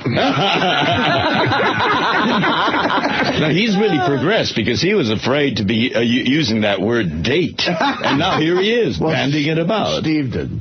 All right. Well, you two, while you two were on your date. Yeah, what was your manly day? Hey, good morning, everybody. It's Thursday. That's right. Hey now. Welcome to the show. Oh, my goodness. What do I have for you today? Good morning, George. George Takei is here. Good morning. Do you want to do an announce to start the morning off? All right, go ahead. Good morning. This is George Takei. I played Sulu in the original Star Trek television series and the movie series. Community activist. So, what the hell am I doing here announcing on the Howard Stern Show? Perhaps I've gone mad. Perhaps it's dementia. Maybe like the late Ronald Reagan, I've lost my marbles. Anyway, here is the Howard Stern Show. Well done. Well done. I was digging through our archives, and I found an interview that you had done a while ago. I had done? Yes. With you? Yes, with us, yes, here at the radio station. Oh, my. And, you sound terrific, and it was really very revealing, and I'd like to share that. Hello, Mr. Takei. Great to see you again. Hi, how have you been? Oh, great. Thanks for asking. Well, let's start off with your November 1994 appearance on The Howard Stern Show. I hear that you had a special encounter with one of the staff members. What was their name? Fred. And what was it that drew you to Fred Norris? His face looked exotic, vaguely Asian. So I locked the door, and my sweaty hands gripped Fred firmly. And when you saw Fred in the lavatory, what was the first thing you noticed about his appearance? The most exotic thing about his appearance was this gargantuan phallic monster. Give me 2 words to describe Fred's appearance. Long and hard. And then did you reveal yourself to him? I got it out. It fed his head at my tiny wang. Then what happened? Fred gave my wang an affectionate squeeze. What were you thinking after he did that? I never dreamed that I would be entering Fred. But I understand that then it was Fred who took control. Fred was fully behind me. I quickly turned wet and messy. What a sensational entrance, I thought. Describe what happened next. It was an indescribable joy. Fred raged inside me. Was there anyone watching? Scott, the engineer, stood there silently, his cherry eyes taking in everything. What were you thinking while all of this was happening? I was doing Fred. What happened when all of this was over? I thanked Fred and tiptoed back to the shower. So after this experience, what is your opinion of Fred Norris? I found Fred to be elegant and at the same time passionate. Thank you for your time, Mr. Takei. Right. Oh, my. I didn't know you and Fred I didn't know about so that. Intimate. Now Brad's going to be upset again. First Fred, now Artie. You're working your way through the entire show. Absolutely. Benji's next. Right. Well, I've been keeping Brad up to date on my friendship, my platonic friendship with Artie. You're still claiming it's platonic. By the way, He's absolutely confident. Yeah, I'm insisting on it. But he suggested something very interesting. Oh, really? I'm going to be the Grand Marshal of the Chicago Gay Pride Parade on June 25th. And he said to invite Artie because he wants to show his sense of security with me by inviting you to join us on that car. Let me check my calendar. No, I'm busy. Chicago. That toddling town. Yeah. Let's see. No, I got a Yankee Twin game. you're busy that day? I think I'm busy. That's a shame. What a shame. Chicago will be disappointed. You know, has a presence at the gay parade here in New York. Oh, yeah? Oh, yeah? Yeah, and they have a whole big float and a car. And someone said you should ask George to if he wants to be on there, but I don't know. When is it? Who the hell knows? Someone wrote me a note about it. I don't know. Well, June is Gay Pride Month, you know. And we could book you into every gay parade around the country. Oh, Yeah, we could have you busy all 30 days. Yeah, we'll keep you way busy with that whole gay parade stuff. Well, I'm celebrating Gay Pride Month right here on the Howard Stern Show. There you go. Damn Kicking it right. right on. Well, good for you, and great story about you and Fred. It's good to know. I'll be on my guard next time I head for the lavatory. On a more serious note, I was asking George yesterday, who, of course, during World War II was in Japanese internment camp. No. They were American internment American. camps. We were not captured by the Japanese. No, but you know what I mean. The Japanese people were in, they call them Japanese internment. They interred the... Internment. The internment, the Japanese. Yes, but George is right. It would imply that it was in Japan. All right, whatever. You know what I'm saying. We know what you're saying. Right. Even if you don't. So I asked George about his views on, first of all, on Adolf Hitler, and here's what he said. Oh, my God. Adolf Hitler is brilliant. He's very funny. No wonder they locked you up. And then you said some other interesting things about Adolf Hitler in that period of time. Adolf Hitler was my hero when I was a kid. Oh. Yes. Oh, my goodness. Well, you know, Howard, you are ruining me. I am not going to be able to get out on the streets of New York now. This is terrible. Well, George, those are your opinions, and then you said this. Adolf Hitler was wonderful. Oh. Man. Right. Yes. Terrible. Oh, that is awful. You are so destructive. You can't just make a statement like that and not back it up, George. Right. What was wonderful about it? Yeah, I mean, really. He was wonderfully vile. I mean, he was brilliantly sadistic. He was... I mean, he was Hitler. All right. He was Hitler, that's true. Thou doth protest too much. Well, you know, I really have to be good in this life because I share the same birthday. Oh, that's right. You said that. I mean, it's really terrible. Yeah, and then you said this. As a matter of fact, I'm serving as the Grand Marshal of the Chicago Adolf Hitler Prize. I am. Oh, that's a good one. Oh, the ACLU will defend me on this. Who knew Chicago had such a parade? Really? Adolf Hitler was a very sensitive and considerate soul.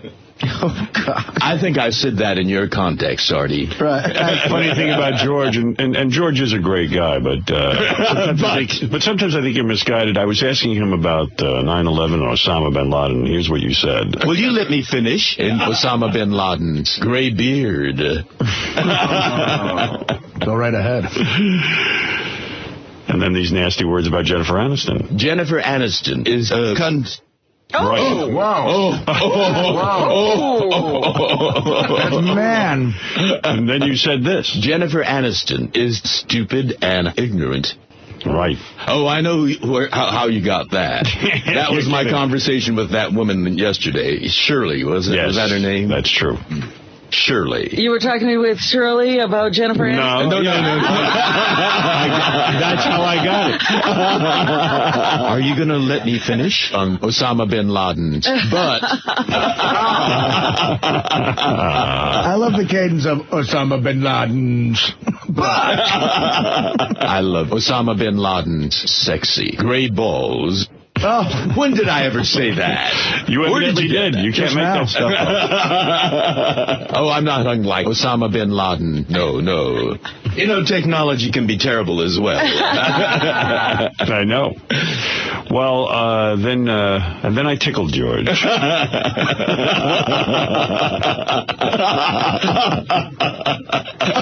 Oh, good.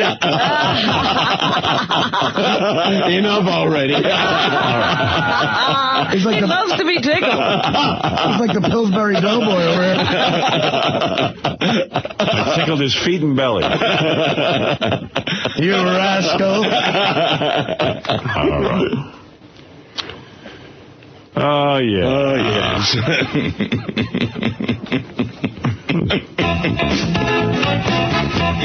I love black wag.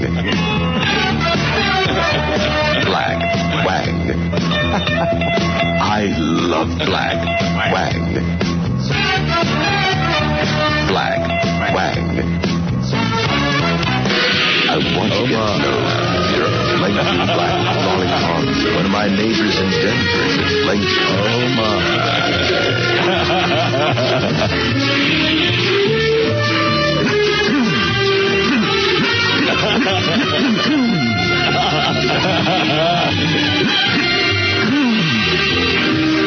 Oh, my.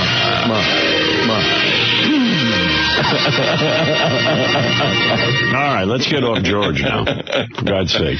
George, you better be quiet. Have mercy. Don't say a word or we'll edit it and chop it up and change all your words. You are inhibiting me. Yes. I won't be able to utter a sound. I think you've had an influence on Artie. He's wearing a terry cloth shirt today. No, really? Yeah, terry cloth. It is. Stand up, Artie. Yeah. Model for us. And turquoise at that. Yeah. Wow, look at you. You wear like a blue turtle. Very summery. Very colorful. Yeah. What'd you do yesterday, George? How did you take advantage of being here? Well, I went to the matinee. You know, these hours are brutal, so I can't go to evening performances. So I was reduced to going to a matinee of faith healer. And I'm telling you, these matinee crowds are something else. What's wrong with them? There was a woman who had a plastic bag, and she rattled it all through the performance. And then at the beginning... What? What a cretin. Oh, we didn't know who, we knew where it was coming from, and we think it's that woman. But then in the second act, there was this high-pitched... How did you deduce it was the woman?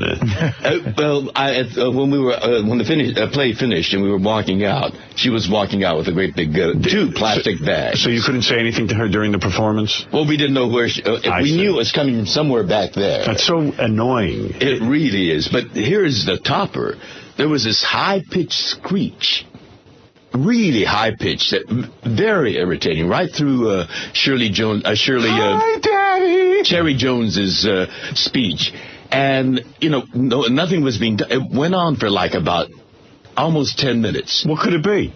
It turned out to be some senior citizen who had hearing aids. Oh. And it was the most irritating thing, only at matinee performances. And it takes forever and a day to get out because senior citizens walk at this glacial, magisterial pace, and it's also, the aisles are so crowded, you can't move. Right. The play was wonderful, but Too many distractions is what you're saying. I don't think I like matinees. I do not like Why matinees. don't you say something to these people, or is it the Star Trek non-interference rule? No, I say things. You do. But, we didn't know where that crinkly sound was coming from. You have to locate the rascal. However, this was at a movie theater in L.A. It's at the most exciting part of the movie. There was a guy sitting next to me, and his cell phone goes off. And I looked, and I thought, surely he's going to turn it off and, kind of look apologetic. No, he pulled it out and started a conversation. And so I glared at him, and he had the cheek to glare right back at me. White guy or black guy? White guy. White guy. White guy. And that got me so angry, I grabbed his wrist and pushed it down. And then he stood up. And I'm not about to back down. So You don't know karate or anything. What? You don't know karate. Yeah, but I know how to defend myself. That's right. And so I stood up, and we stood there glaring at each other in the middle of a movie theater. He probably thought you were Mr. Miyagi and thought you were going to kick his ass. No, he should have backed down then. But we just stood and glared, and then guess what he did? What? Blew you. Spat at me. He wanted in my face. He spat at you on your face. I was so stunned, I just stood there with his spittle dripping off my cheek. And then the guy turned around and headed for the aisle. And so I turned around, and the aisle behind me was closer. And I started running up the aisle. And when I got in the lobby, I saw him running out. I yelled, "Stop that guy! Stop that guy!" And a couple of ushers ran after him, thinking he'd lifted my wallet or something, But he got away. And the manager came out and says, "What's the matter? What happened?" And I told him, "Look at this. Look at this." It was outrageous.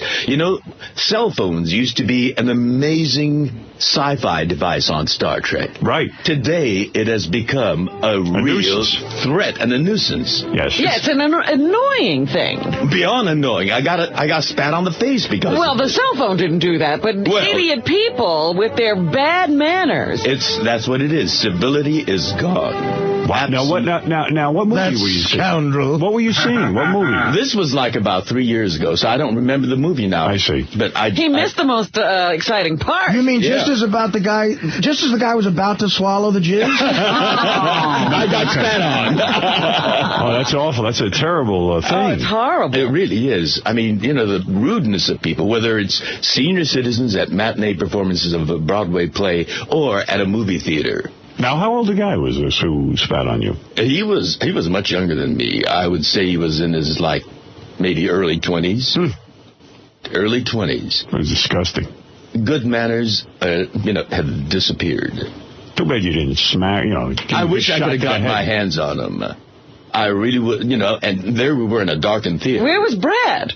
Brad was to my right, and he was stunned. He just sat there. Weeping. Brad's a hero, huh? As a matter of fact, he was pulling at me, trying to get me to sit down. Brad was watching the movie. No. He knew what was going on. Right. Because he heard the conversation as well. Certainly the two of you could have overpowered this cad. Yes, we certainly could have, but... Brad was not going to participate. Yeah, at times like that, I don't know whether I can count on him. Well, it sounds like you definitely can. Wow. Well, I'm sorry to hear that. I truly am. It really is a commentary on our society. You bet. Well, it's sad what you have to tell people. You know, restaurants have to say on the menu, no cell phone use, because people are too stupid to know what they're doing. You know, I read an interview with Richard Griffith, the guy that got the Tony Award for History Boys, and he said that at some performances, when there are people talking or cell phones going off, and apparently at this particular performance, the cell phone went off 3 times, he stopped the performance and said, "You were told," looking right at the person whose cell phone went off, "you were told at the beginning of the play, before it began, please turn off your cell phone." The first time it went off, I'm sure the people around you made a comment on this. I am an actor. I will not perform with this kind of interruptions. So unless you go you go leave the theater, I'm leaving the stage. Wow. And the ushers came and ushered that man out. Well, would you do that in a play? You would, right? I think you would. I've never had a chance to do it. And... you know, Cherry Jones was amazing because with that high-pitched screech, she kept going. Right on going. Well, there you go. It was a long speech she had. Well, it sounds like George is very busy here in New York. I'm keeping myself occupied. Advantage of everything we have in the Big Apple. And by the way, welcome to Theater Talk on Howard 100. I'm in some weird Twilight Zone. Yeah, Jennifer people are Aniston wondering where they tune to. Jennifer Aniston is cunt. All right. I'll never be able to meet that woman. Right now, Zolar's punching his radio. Jennifer Aniston is stupid and ignorant. Right. All right. You've said it all. You really have. Oh, my. Oh, my. All right. Where was I? So that's George's life. Artie's going off to Vegas. Have you decided whether you're going to screw some whores out there? Or me and Dana talked, and now she might be coming. What are you doing? What are you up to? What am I up to? We talked, and she, we had a good conversation, and I don't know. When was this? Last night? Yesterday. Oh, last night, yeah. Yeah. Holy mackerel. The story continues. She doesn't want you with the young chicks. Well, let's see. I don't know. You know, I was in a way, I feel like I'm like, wow, I got some broad to be that jealous. I'm happy with myself. I was looking at the Howard Stern website, howardstern.com, and it said, one of the headlines was the Artie and Dana soap opera. Right. It really is. Every day there's a new chapter. Well, I don't know if this means anything, but Mary Jo Buttafuoco sent the show an email weighing in on Artie and Dana. Really? Wow. Take it from someone who thought that their love could change someone. It doesn't. Dana sounds a lot like me when I was in my 30s. Joey acted a lot like Artie. Wait. The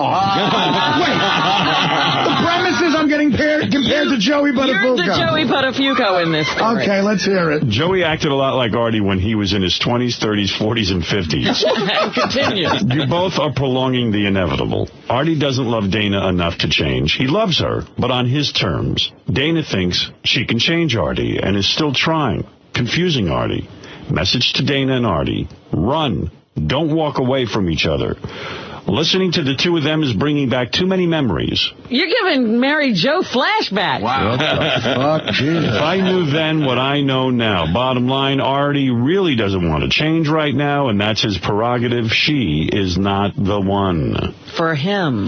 Let me just say, under no circumstances would I ask someone to shoot Dana. Okay? Nice. I want to say that out loud. Hey, I was thinking about our great week with George. George, and... oh, God, the comments I'm getting from people around about George. Everyone loves him. Oh, my, there's not one... Because, George, we all get bashed, even Howard. So, I mean, we all take it. Everything is positive about it. You know, I'm thinking about all the tapes. We're all jealous of you. Yeah. That's right. We don't get any positives. But, you know, it's 20 years of tapes are coming back to us, and I woke up this morning going, you know what? I just realized we can bring back all the great tapes of the Homo Room, where I took, in fact, William Shatner down there. We used to have a bit where we'd have a room devoted to gay sex. And I took Shatner down there. Yeah. Remember? We did. Those were great. In the old Madison Avenue building? In the old Madison Avenue building, we did a bit called the Homo Room. Yeah, there was a Homo Room in that building. You never took me there. Well, we couldn't because of the FCC. That's right. And now we can, and we can play all those old bits for you. And that's one of those bits I'd like to play. We never could even play it on Best Of because it had been completely banned. Would have been a $19 million fine if they played that. Oh, this sounds terrific. Oh, you're going to love it. There's penis ping pong. And this is with Bill Shatner. Bill Shatner, Hide the Frog. Oh, my. Oh, don't ask. So, among all the bits that everyone's mentioning, no one has mentioned that. No, the Homo Room was completely forgotten. That's right. Here's somebody, you know, you talk about George Takei and all of his success this week on the show. I'll read you some of the email we got, and it really is positive. You guys aren't lying. Please keep George on full time. He's so funny and such a good sport. He really seems like he's part of the show, a perfect fit. The show has never been better. I'll keep reading these. Here's another one. Congratulations again. George Takei is the best addition to the show since Artie. He is truly ear delicious. Number 3, Howard and Crew. George is the greatest. You have to keep him coming back. I loved it when George stood his ground with the God Hates Fags hoe. George is so nice and timid acting, yet the hoe from God Hates Fags was getting under his skin as well. George, even though you can't come out on stage the same time Shatner and Nimoy come out, you are the man. They need to wait on you. Number 4, that's wonderful. Just wanted to say how great it is having George Takei on the show. George has become a true friend of the show, and I wish to thank him for coming on the show and being so honest with us and sharing his memories, thoughts, and sense of humor. George is quite possibly the finest human being alive. I thank him for being such a good sport and not judging the show or its audience. Keep up the good work, Howard. We can't get enough. And then there were a couple more. I must tell you, having George in this week is great. The chemistry he has with Arty is indescribable. The natural comedy that is a result of this happy couple is not something that can be created. It's, by the way, the picture of George and Arty at the museum, the Guggenheim. Beautiful, yes. It's a beautiful picture, and it is on howardstern.com. Yes. Everyone is commenting it and getting out their Photoshop and making goofy pictures. Boy. Well, you know, there are a lot of Arty photos on the page right now. I understand there are a lot of embellishments going on around that picture. Oh, no. Wait till you see what the fans can do with a picture, George. Oh, and it started almost immediately as soon as we posted it. I didn't think you could make the show any better, but George Takei brings a certain sophistication and sense of humor that makes your show that much funnier. I hope he comes back for many weeks to come. And finally, and this man uses a lot of negative language, but he loves you. He goes, oh, shit, Captain Sulu is the shit. You might not be laughing. This fucking faggot-ass cocksucker is pretty funny.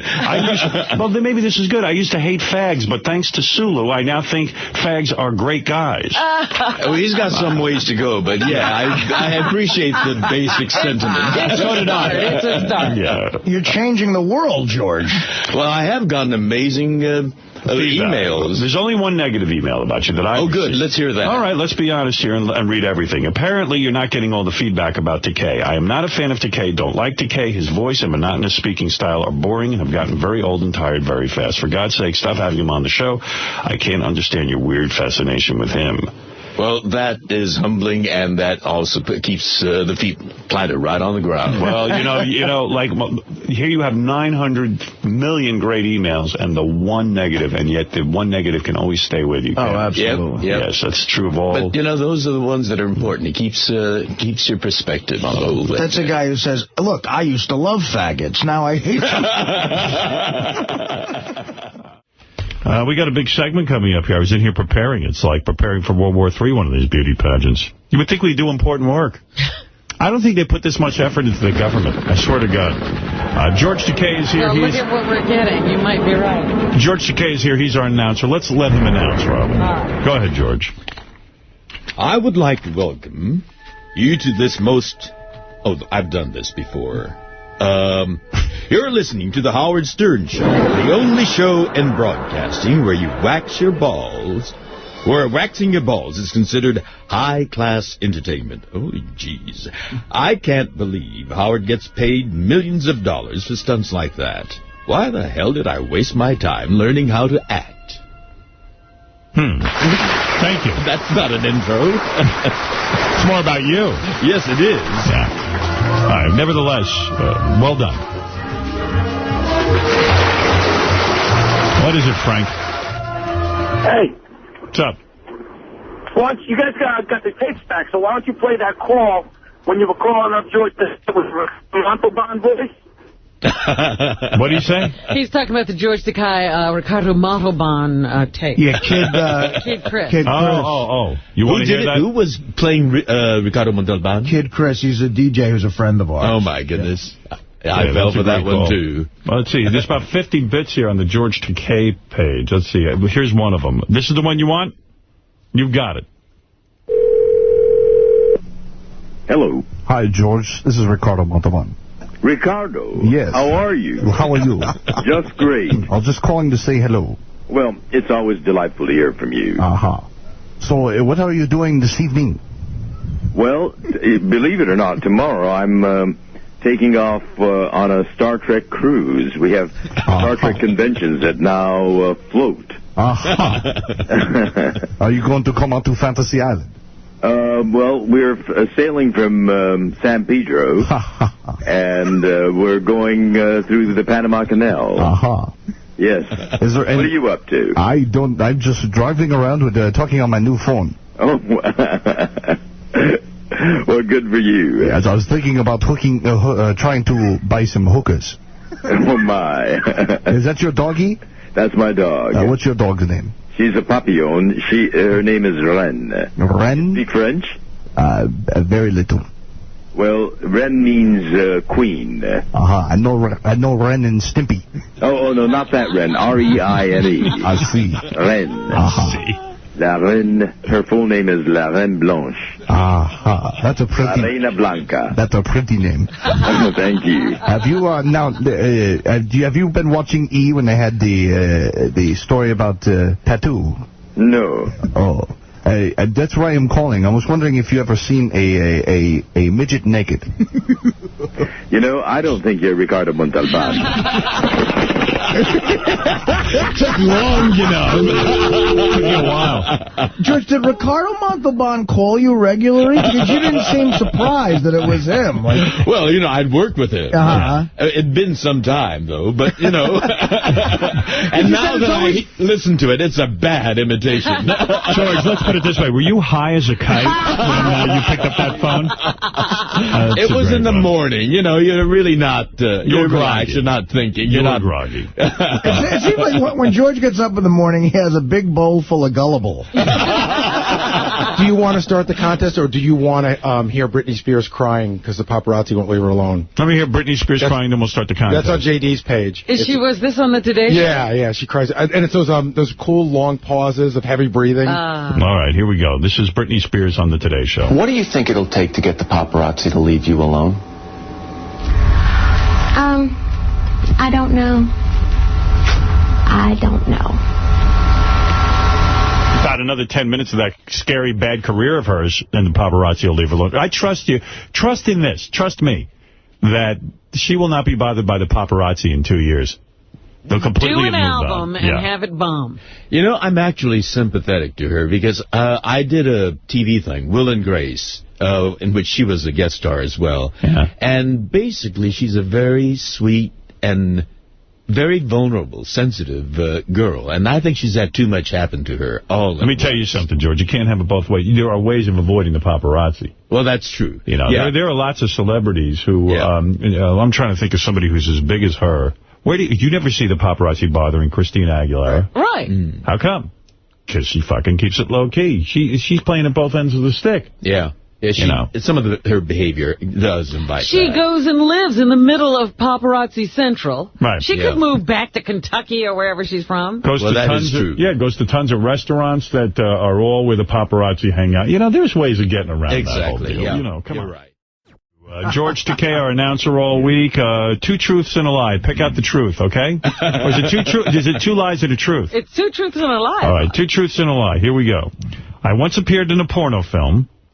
I once got oral while attending a theater production. Francis Ford Coppola owes me money. What's the lie?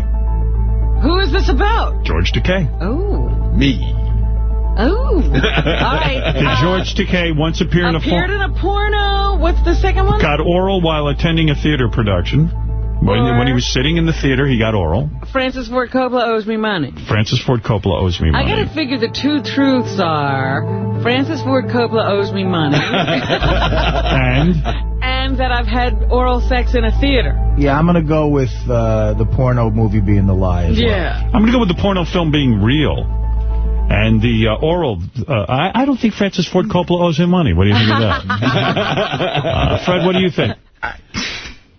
I want to say the porno film, unless he's, making a statement like somebody used his image, or if he did like a voiceover for a porno Fred, what do you think is the truth, and what is the one I'll say lie? the porno film is the lie. All right, let's find out. George Takei, we know so much about you, but there's still more to learn. There are other unknown facts about me. I once appeared in a porno film. True or false? That is true. I knew it.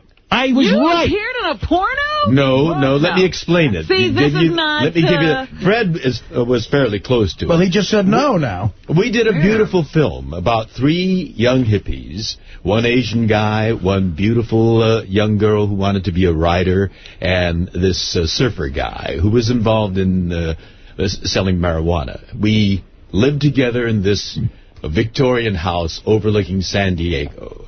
It was a beautiful film of young idealistic people that got into trouble. The surfer guy got into trouble. We come to his aid, and we get into trouble, and we eventually part a little sadder but wiser. Mm-hmm. Well, this film was made by the girl's father, who's a filmmaker. He mortgaged his house to make this small independent film. Couldn't get it sold. And, distributor, couldn't get a distributor. And so he just sold it outright to somebody.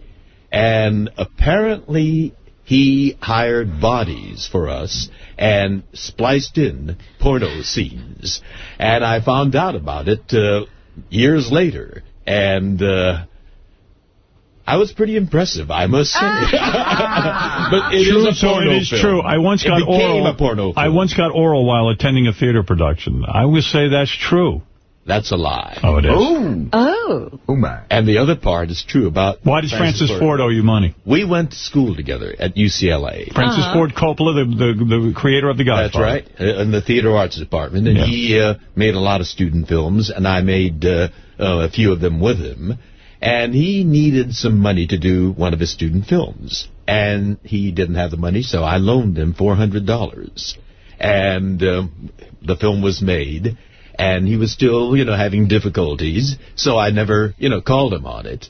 And once he became Francis Ford Coppola, it was a little tacky, so I never mentioned it to him. He's never... I bumped into him I bumped into him at studios and in commissaries, but I've never mentioned it to him. There you It's go. got to be for him to initiate. 2 truths, 1 lie. Now you've learned it all. Well, I think there were 2 lies and a truth there, because he really wasn't in a porno. I don't know. We learned It something. became a porno, yes. Robin, what else is in the news? Yeah, I was talking to Artie, and George Takei is here, our announcer. Hey, George. Good morning. Great to be back with you all. George is here with us for 2 days. Is it 2 days, George? Yeah, unfortunately, I have to go back to L.A. for a meeting. Meeting? What are you up to? Well, you know what meeting I have to attend once a month. It's the bank board meeting. Oh, the bank board meeting. Yes. Oh, I thought so. Yeah, George owns a bank. That's a biggie, it seems, for him. Well, I own, together with other people, a piece of it. Right. That's a pretty good deal. Oh, yeah. I mean, it sounds impressive. Well, you know, the I'm not reason going to make any big money off it, but it sounds impressive. Well, going back for a bank meeting is much better than Being most of here. the meetings we go to. Yeah, we go to really shitty meetings. What we did was, you know, back in the 80s, there were a lot of Asians immigrating to the Southern California area, and they're very hardworking people. They're very thrifty, and they save their money, and so, you know, we get those deposits, but eventually they, you know, after they get a substantial deposit, they open up businesses, and they need loans, and we wanted to help them out and with good loans, and we have a staff that is multilingual and speaks various languages. Let me tell you something. That is the greatest racket going. That banking. I got to tell you. You're loaning them back their money. All right. Yeah, I was talking to my sister about her mortgage. Like, you know, when she bought her house, she took out a mortgage, and you look at it, you know, you're paying all these years, and like, no principal is ever paid off. It's all interest. It's a license to print money. Robin, we got to open a bank. Absolutely. We should have done it a long time ago. Absolutely. The Howard I want to be a bank. The Howard Stern Show bank. The Looney Tunes. There's a lot of nuts out there who save money. It's great. I mean, you get a lot of hardworking Asian people to start paying you for loans. Sure. I tell you, we could really cash in. We put George on the board. That'll give us legitimacy. That's what this country was built on. Absolutely. Yeah. The banks are just, forget about it. And you charge for everything. When you've got their money, you charge them to get it back. That's right. That's right. There's fees involved. I paid off a 30-year mortgage in 4 years, and God, did I piss that bank guy off. Good for you, though. No, I believe in that. Congratulations, Mr. Lang. Yeah, we need to start a bank where we can suck off the hard work of Asian people. There are a lot of Asians thrifty, hardworking. And they're very hardworking. We need We need thrifty, hardworking Asians. That's our problem. Well, good for you, George, and congratulations on that meeting. It sounds impressive. I got to tell you, I guess it's a meeting of how to rip off the thrifty, hardworking Asians some more. Well, let me tell you, it's legal. Golden Security Bank is one of the most successful of its size, where net asset is $150 million. So you've been very good at it. We just celebrated our 25th anniversary. Well, good for you. Who are you rooting for on Survivor? The Asian team? You know, I'm keeping my mind open to see how it all turns out. I see. I'm rooting for them all. Do you watch Survivor? Well, I saw the opening show. Yeah. The blacks lost first week. And you know what? It was terrible because, you know, there was a lot of puzzles and building of a boat and stuff. And it was water involved. And the black people lost. And, you know, and I said, what happened the next week, though? Well, it's funny. The next week, the Hispanics lost, except they were trying to lose. They hated a guy in their tribe so much that they purposely slowed down to let the black team win. Really? And they almost won anyway. So the black team was going to come in last again? According to the Hispanics, what it was is the blacks were lagging behind, and the Hispanics were moving too fast to even trying to lose. So they were like, Jesus, we almost won. They didn't want to win. Right, but what I'm saying is if they had just gone on, the blacks would have been last again. Yes, and this is not good. I mean, come on. There's enough racism. Terrible. Why do they hate a guy? The Hispanics hate a guy on their team so much they're willing to lose to see the guy lose? Yeah, they wanted him out. They just didn't want to deal with him. He was this big fat guy who was like a metal freak, you know, like a metal rock fan. Oh. And he wasn't really... He sounds annoying. He was more... He said they should have a tribe of metalheads. He goes, I'm not all about being Hispanic. I'm not Hispanic. Yeah, he goes, some kind of... I mean, I guess I have a last name that's Hispanic. He goes, but I'm all about metal, and these guys are all Hispanic. George, I apologize for my Go Team Whites socks that I'm wearing. Artie's a big white That's all right. That's all right. I mean, I figured the home team. George, no, you got to be an individual. You set your own style. Thank you, George. George walked in, and I saw right away, saw Artie. You know, he has a special relationship with Artie. We're like we saw each other at the roast, and I told him I'd be coming to see him. You had to see us in the makeup room of the William Shatner roast. It was like we were talking to each other, and everyone else is, well, of course, George and Artie are very good friends. It's just like a known thing now. Yes. But you know, Artie, I have a bone to pick with you. What you came here, and you said that I was reading off the teleprompter. I did not. Yes, you did. I said you killed. I always said you did killed. say that. Yeah. And I was, they told me to I said it was face on the that teleprompter, way. right. Because they said that the audience is out there. I was playing to the... You're referring to the William Shatner roast. The William Shatner, the Bill Shatner roast. You were very funny. Well, your lines were on the teleprompter. They were on the teleprompter, but, they told me to look at the audience, not the individuals that I was talking to. But we debated when you actually said the great line that got a big laugh, fuck you and the horse. Now, wasn't that really from the heart? That looked like it was... Oh, I waited 40 years to say that. By the way, George is the announcer on this great half-hour sitcom we're going to run here on the Howard channels. That's right. The Bitter Half, and he is very funny in this. Yeah? Very good, and has a whole thing with Allison Norris. It's great. Well, you all are fantastic. It's really You've good. heard it? Well, I read the script. So you don't know how fantastic we are. But it's very, very funny, and I can't wait to play that. And that is coming soon for everyone. When? Yeah, when is that? When? We haven't scheduled an actual date. Sam wants to be here when we do it. We want to figure out a big way to have a premiere and all that. Yeah, I can't wait to hear it. It's terrific. It really is. And by the way, George, I wanted to give you advice when you walked in here. Yes. That sweater wrapped around your shoulders. I know. It's a little gay. I know it is. Okay. And what do you want people to start talking? You don't want people to think you're gay. Well, it's being him. I'm wearing a Yankee hat. That's very heterosexual. Yeah, I mean, you got to be who you are. I don't understand why men wear sweaters wrapped around their shoulders. I always think it's like trying to look like a cape of some kind. No, because it's not that cold, and it's it might be a little chilly, and you may need it. So but it is a look. Would you rather I tie it around my waist? Yeah. Would that be better? No, but seriously, it's a look. I see guys walking around like country clubs and stuff with sweaters wrapped around their shoulders. Yeah. And it's a whole thing. I mean, the sweater has to match the shirt, and it's a whole deal. It's like so much goes into it. Well, I just tossed this on me. I didn't particularly consider the color combination. No. You think it matches? No. But, Artie, do you ever do you ever drape your sweater around your shoulder? I don't think I've ever done that, no.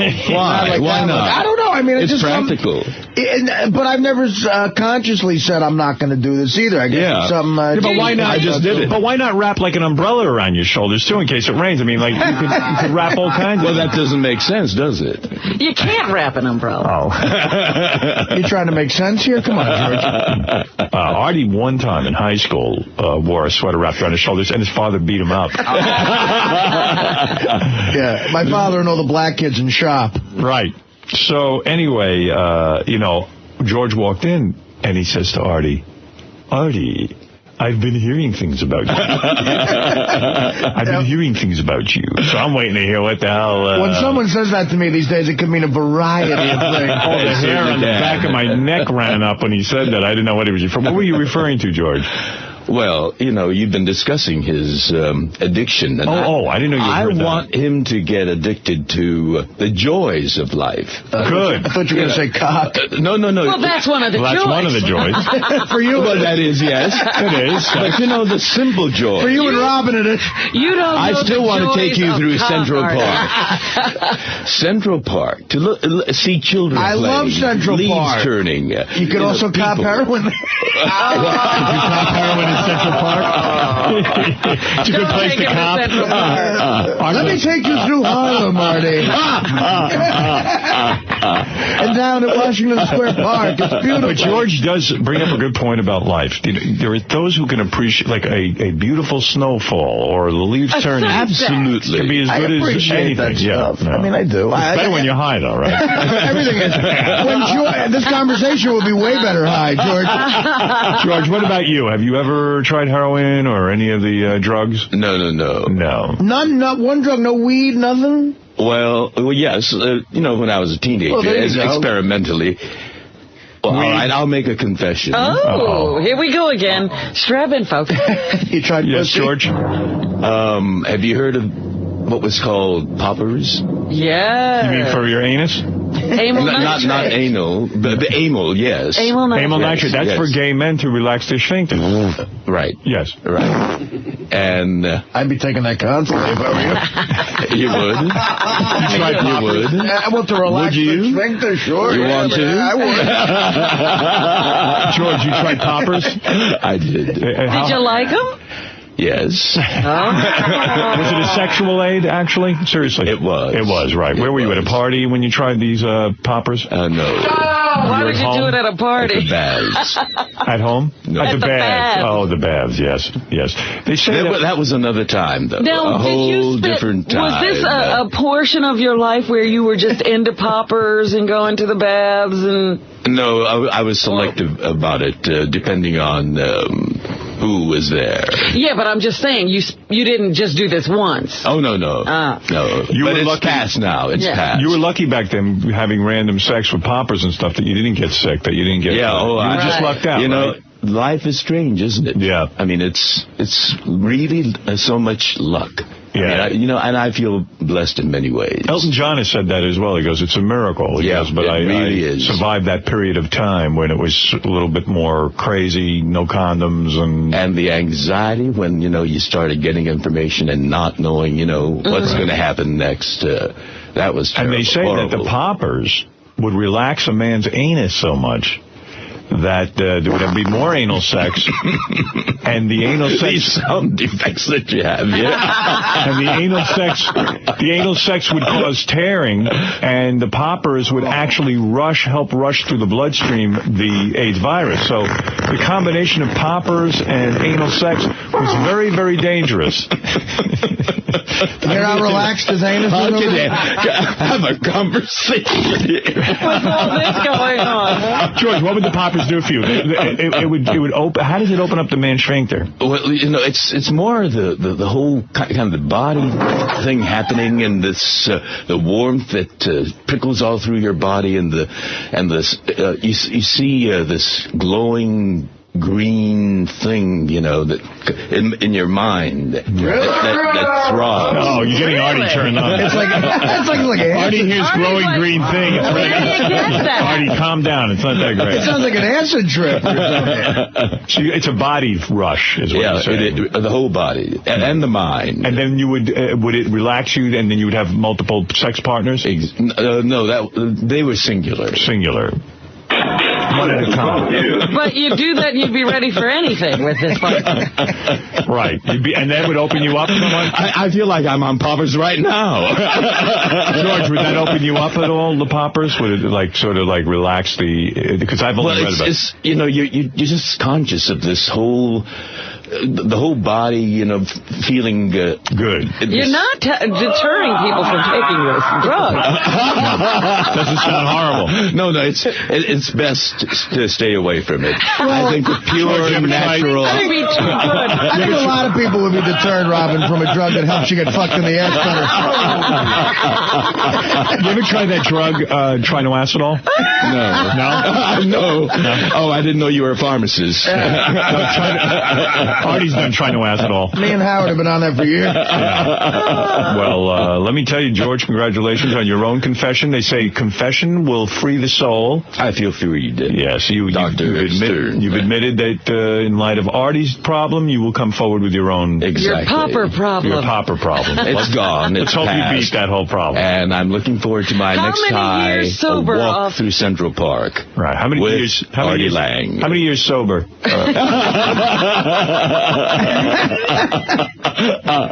Well, I wouldn't call that sobriety. It's how many years without poppers? Well over. I mean, I've been together with Brad for 20 years now, and it's before him. So. Oh, no poppers with Brad? No. By the way, I met Brad. Yes, you at met the Brad. roast, and what a conservative. Brad looks like a banker. He really does. I mean, he's a very conservative-looking guy. He's always in suit and tie. Yes. Very nice guy. George likes that whole neat, crisp look. Yeah. I can tell. Now, you can tell. Opposites attract. Oh, what does that mean? All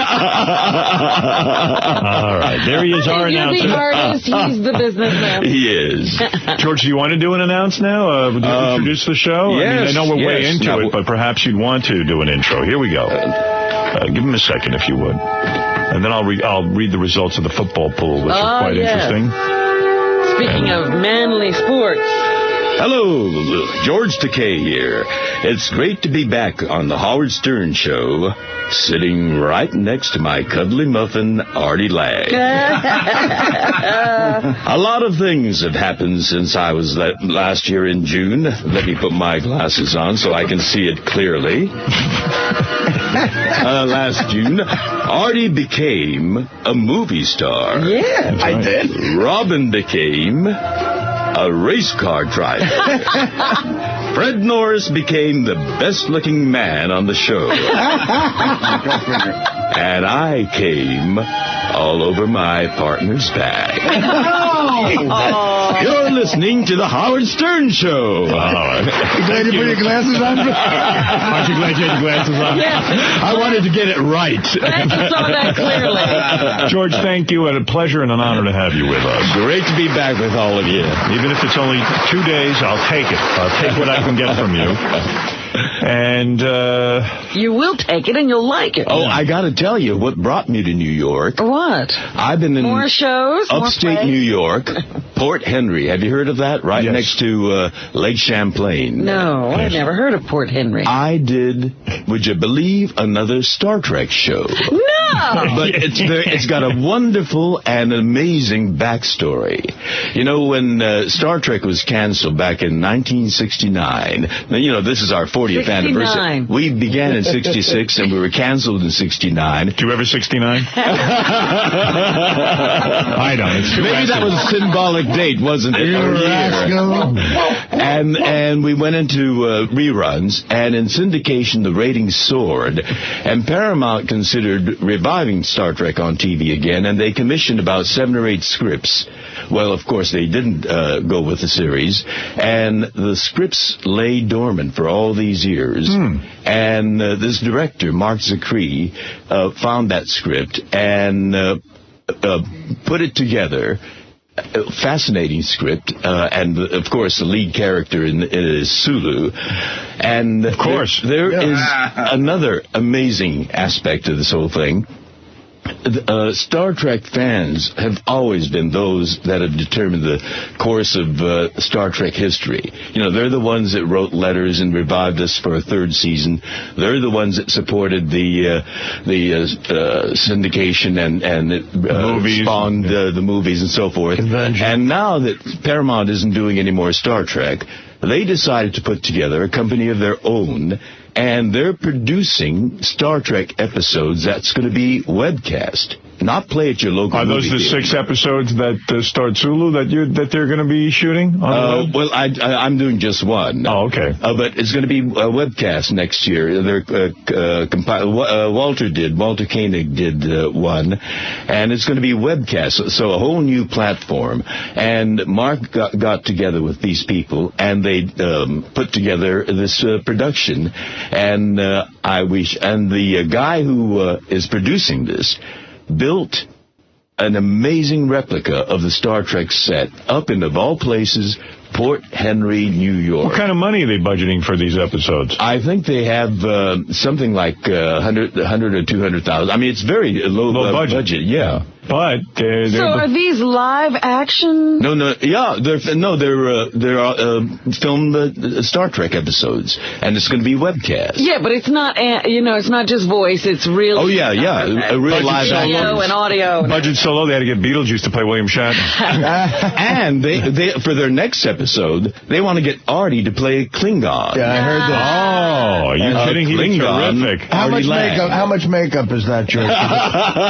Well, as I said, this is low budget. You don't have to. Heroin?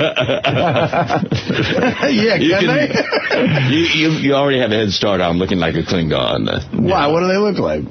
They look like you. Oh, they do? I'm not even sure what a Klingon is. That's how much of a guy I'm not into them. I called Artie last night and I said, you'd really die if you knew what I was doing right now. What were you doing? I was laying in bed watching my tape of The Biggest Loser.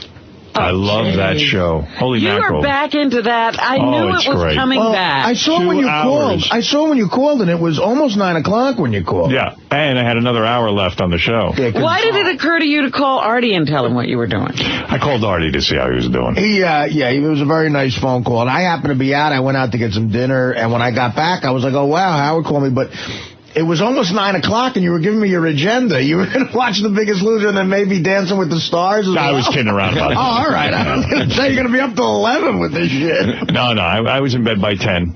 Oh, okay. Beth was asleep.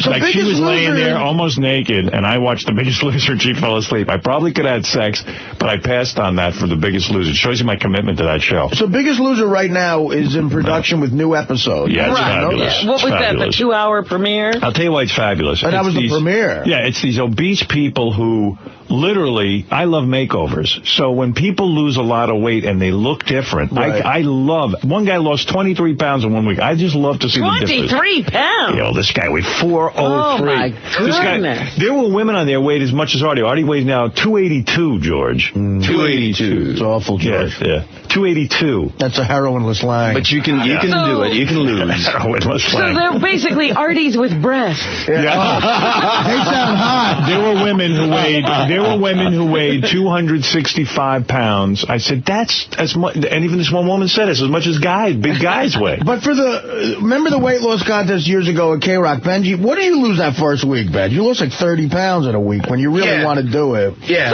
30? Almost 30 you lost. Yeah, like 20, something like that. Yeah, but I mean, look at the fat on him. Yeah, I mean, if you're really trying, I guess, and you bulk up. He's got titties, he's got everything going on. But to lose it fast is not very healthy. Yeah, and 30 pounds is not real weight. That's a lot of water. That's right. Yeah, that's not... And you're going to gain it right back. I'll take it. But you said there's chicks on there that... What they do is they purposely pick chicks so you can tell if they lose weight, they're going to be hot. Even at 265? You can tell they got nice faces and stuff. Really? Yeah. Because 265, that's a lot of shit to weed through. That's a lot of weight to weed. That's what It's a hot girl. That's what it's all about. I'm telling you, I love movies where like the teenage girl's real ugly and then some friend in school fixes her up and then all of a sudden she's the hottest chick and she gets revenge. I love watching these chicks transform into hot chicks. I'll wait 17 weeks to see them lose weight just to see if they're hot. Me and, it's so funny. Like, me and Frank Sebastiano are such a big fan of yours, too. When we were making Beer League, we were like, God, to get Howard to definitely like this, can we at least have, like, a side story where an ugly chick gets hot? Yeah, that's all you need. See, the movie I want to make with you, Artie, is a remake of the movie Marty. Oh, yeah. Ernest Borgnine? Yeah, you'd be really good at that. Yeah. It's a perfect. wonderful You role. don't have to do anything on it. It got Ernest Borgnine an Oscar, didn't I'll it? get you the Oscar, pal. I remember I'm going to do it on a $200,000 budget. I'm going to get those Star Trek maniacs in there. I remember watching the Poseidon Adventure and somebody telling me that Ernest Borgnine had an Oscar. I couldn't believe it. You know what? The worst, though, on this weight loss show is when someone loses all the weight and they're still ugly. That's really a drag. Yeah, why did you bother? Yeah, but it's great. So anyway, an honor to have George here. Yes. Great to be back. It's an honor to be back. One quick question, George, before I move on. When you were at the Shatner roast. Yes. And there you are roasting William Shatner, a man that you have said it was not very nice to you, to say the least. Well, he's the one that made Star Trek what it is. I mean, Captain Kirk should only have been played by. I'm talking about, though, when you work with someone, no matter how big they are. Yes. They should at least be somewhat humble and be nice to their coworkers. Yeah, be civil to... Be gracious. Yeah. And a smart actor knows that, a scene works when you work with the people around you. Yeah. It's the interchange, and it's listening to the others as well. What was it like when you stood on that stage? I'm sure you haven't really had conversation with William Shatner in quite some time. Well, at conventions we meet and yes, we but here you're chit-chat. doing him a favor. In fact, it was sort of sad and indicative of what you say might be true. There weren't many of his close friends there. Leonard Nimoy was not there. Right.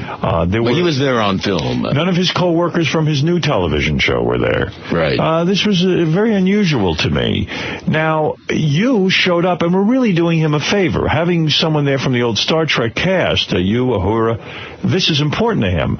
You did him a favor. You made him look good, in a sense. Did he thank you? Did he go up afterwards and really say something kind to you? Well, by being there, I was hoping that he would learn something because, the whole history of our relationships. You know, when any of us, members of the Star Trek cast, got a star on the Hollywood Walk of Fame, we all went there for the unveiling, you know, to congratulate each other and so forth. And Gene Roddenberry was the first to get a star. Bill never showed for none of them. Right. And when he got his star, we never knew about it until we read about it in the papers, you know. So he didn't want you there. So, you know, I think it's important that we support each other. And I was hoping that by my being there, that sends a message, because he wanted me to be there. Do you think it worked? Did he say to you afterwards, thank you, George? He did say thank you. Was that it? Just thank you, or was there conversation? Thanks. He said, you know, the usual, I appreciate it, which he said to everybody. But do you really think he learned anything? Well, I hope so. I hope so. Because, you know, Nichelle and I were the only ones there. Nichelle Nichols, Uhura. Right. Yes. Well, me and the other comedians were saying that the guy who is the most valuable player here is George, because not only was he hilarious, and not only is he an original Star Trek guy, but he also, you know, is the brunt of a lot of the jokes. I had no idea it was going to be a two-way street. and then you got up and killed anyway, so you were responsible for more laughs probably than anybody there, I would say. Some of it at my cost. Yeah, and you gave it out too. You were great, though. A lot of people commented on you being gay. That was yes, they did. Something they attacked. Oddly enough. Yeah, I had my man connection. Right. Well, Artie defended you. I did. I was Rose. That's right. Well, there he you was go. Great. Yes. Well, congratulations. Cuddly muffin. Congratulations. You were very funny on that. And, thank you. Not easy to be funny. It's a tough business. All right. Well, there he is. George Takei is here, Robin, all morning long. Oh, that's wonderful. I love it. Well, I had... Yeah, you know, one thing I accomplished, I hope this took, you know, for 40 years, Bill's been mispronouncing my last name, Takei, you know, and so I said, you know, I couldn't get it into his noggin that it was Takei, so I told him, it's Takei, I can toupee. I got it onto his noggin. He acts like no one knows he wears a toupee, yet everyone knows. Oh, we all know. I mean, and I think, you know, he's got to know that we know, because the older he gets, the thicker and darker and lusher his head gets. Carpeting. But, you know, the toupee technology has increased at this point. I would imagine in the early days of Star Trek, when he was just beginning to lose his hair, that the toupees weren't very good. No, they were amazing. They were. They were very Did he wear a toupee on Star Trek? Oh, yeah. He did? Yeah. Sure. Oh, yeah. I'm talking but about they were more the TV. believable then. On the TV show. On the TV show. Oh, no kidding. Yeah. couldn't tell? Show. But it was very well done. I mean, that's unbelievable. That was believable. The toupee that he had on. That's why it's been so funny over the years that his hairline has gotten lower. And the hair's gotten darker and thicker. And thicker, yeah. Right. It's got to be. It probably was a source of humor for so many years. Like, I wonder what his hair will be today. But, you know, it's funny. Have you ever seen him without the toupee? Have you ever caught him in the dressing room completely bald? In the morning, he came with his hat on. Yes. And the dressing room door happened to be a little ajar. And I saw him take his hat off. And then the door closed. It's like that Darth Vader thing in Return of the Jedi. If you could get a picture of that, it would be fabulous. The tabloids would love that. If only I had my camera then. Right. You need to have one of those little cameras. All right, the great George Takei. Oh my, I love oh my, I love Big Dog. Oh my, I love early teens. I don't know where to begin. I got so much stuff for you. So much to talk about. Good morning, everybody. Welcome. I want to say hi to George Takei, our announcer, who is with us today only. Yesterday and today, 2 days, and then he goes to a banking meeting in San Francisco. Is that right? Good morning. Yes. I've enjoyed yesterday, and I'm looking forward to the next time I can visit, but unfortunately, this party is ending for me today. Your cuddly muffin Artie is not sitting next to you today. He is late. He is out scoring. I mean, he's out taking He's out changing a flat. He got a flat tire. Oh, my. Sure, likely story. There you go. Look at you skeptic. Let me start off by, believe me, I don't know where to start off because I'm over-prepared today. I have a lot of material. Did you want to do an announce first, George, to get us into the show? Well, here's one here. All right. Did you know that I once worked with the legendary John Wayne? Do you know that I'm the voice on the intercom at the Memphis International Airport? Do you know that I am friends with Russell Crowe? So what the hell am I doing on a show with Richard Christie and Sal the stockbroker? I'm going to call my agent and get him and tell him what an asshole he is. Just kidding. I love the Howard Stern Show. That was a cold read, I think. It was. Sounded like it, didn't it? Perfect. Yeah. That's the great thing about the show. You can be the announcer and not really put that much energy in. Why study? Why rehearse? I don't believe the Russell Crowe part. I was going to say, are you friends with Russell Crowe? Well, I did a film, an Australian film with Brian Brown. I played the commandant of a prison camp, and it's a war crimes trial story. And there was this young actor who had a tiny little part. It was his first movie. He played the assistant to Brian Brown, who was a prosecuting attorney.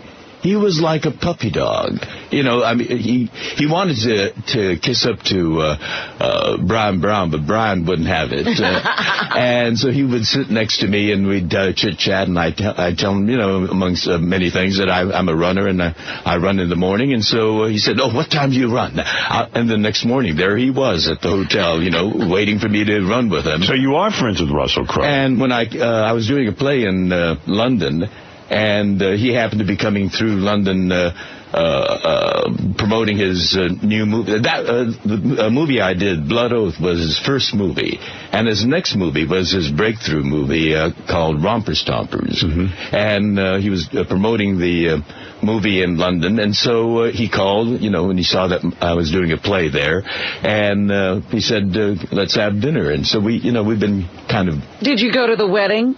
No, I did not. You're not that good a friend. No, we're not that good a friend. Yes or no? Be honest. Did you kiss him?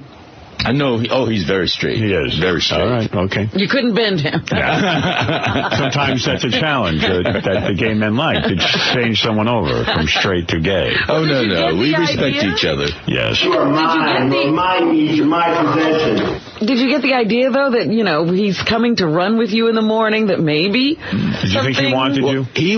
He's a very ambitious guy. I see that. Yeah. And, the two of us, Brian Brown and I were, the leads, and he wanted to, be with us.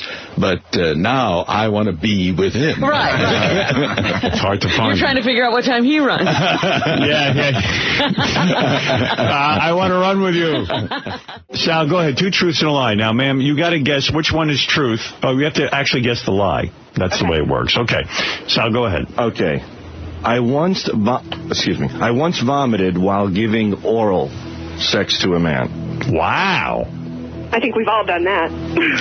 Not me. Speak for yourself, sweetie. Honey, I never throw up a drop. I once used a racial slur towards a Jewish co-star. Ooh. Go ahead. My first sexual experience was with my camp counselor. Oh, that was a good one. All right. Mm-hmm. Now, where's the lie in this? Well, I'm going to guess. This is just a guess.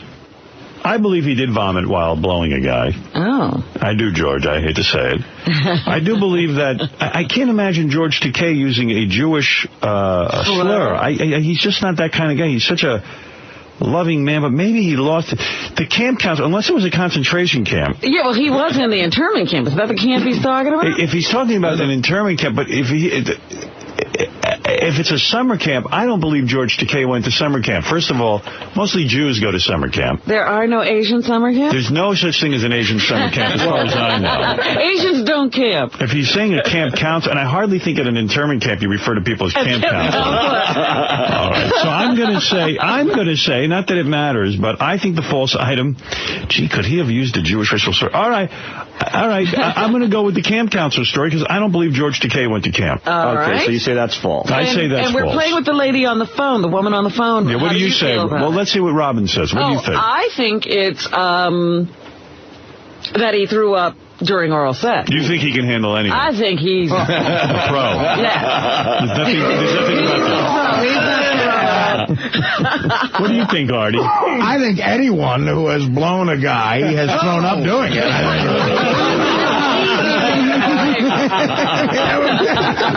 I would think at least once or twice. Every time for you.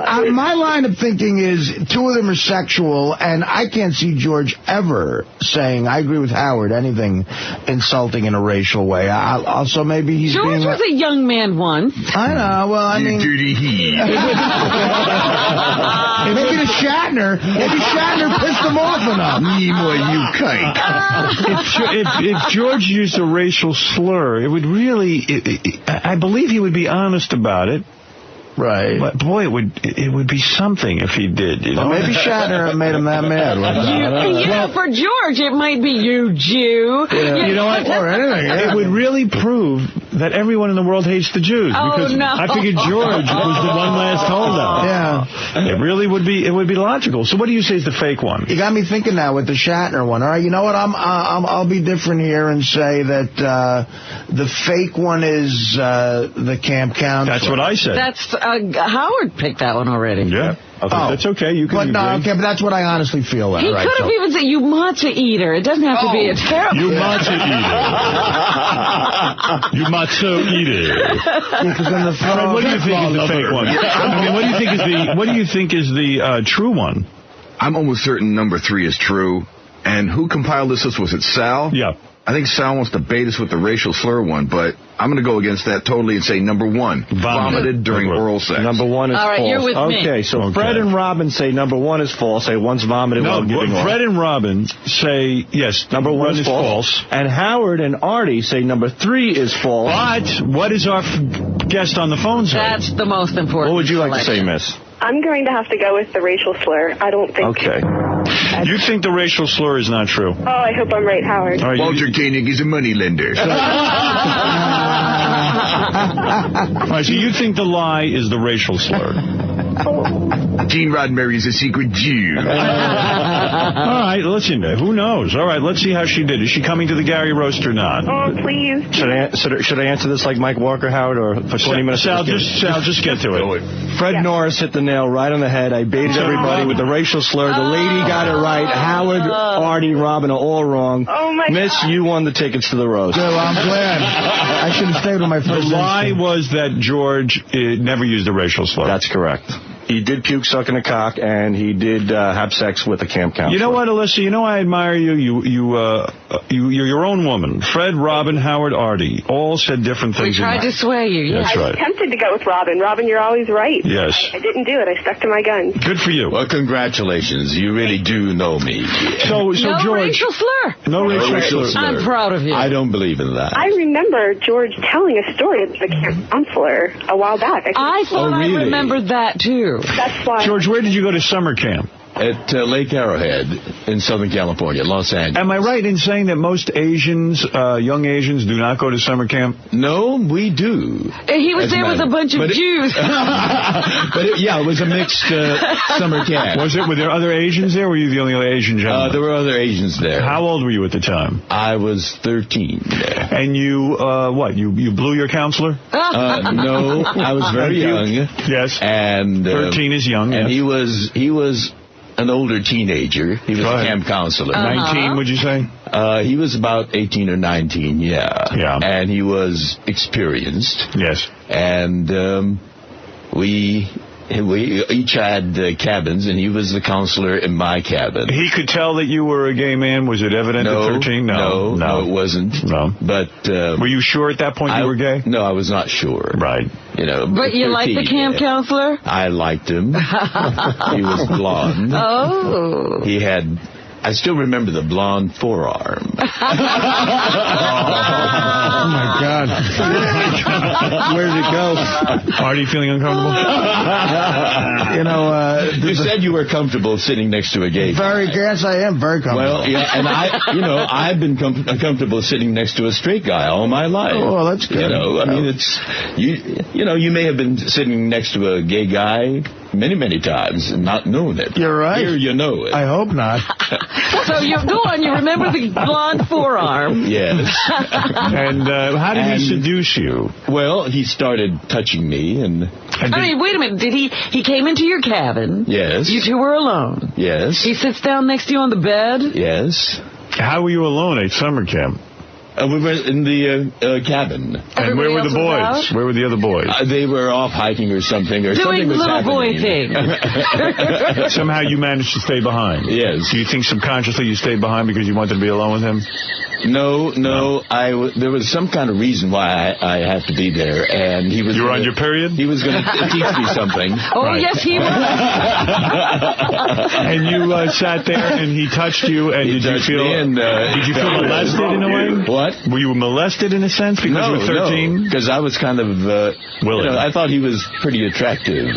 Right. And he was. And you wanted to know why you felt this way. Yes. Today's lesson: how to turn a blonde arm brown. Now, wait a minute. What does he do? So he starts touching you how? I don't know if I need to hear all No, that. I mean, does he put a hand on your knee, or does he put his arm around your shoulder? Around my shoulders, and then, He blew you. He started, touching the private parts. And, was he gazing into your eyes the whole time? Was he saying anything? Oh, yeah, he was telling me about, how he's gay. Works. And what did he do? Did he perform oral sex on you? It was a hand job. Hand job. Oh. Yeah. Right. But did he kissing? Yes, oh, yeah. Oh, sure. Who wants a hand job without kissing? I don't know how these things work. And did you have multiple affairs with him during the summer? Did you was No, one of many liaisons? You're not quite sure. It was both wonderful and scary and kind of intimidating and delightful. I mean, all those opposites, Right. And were you pining away for him all summer? Well, that occasion never occurred, but it was there was an element of scariness at the same time because you're very young, and the whole thing is. I mean, you think he was worried you would tell other people? No, I don't think so. No. Had you had an orgasm before? No, that was the first time. Wow. First time. So that is scary. Yeah, that was. Did you beat off the rest of the summer? No. Yes, it was back home, not at camp. And he was your only one that summer?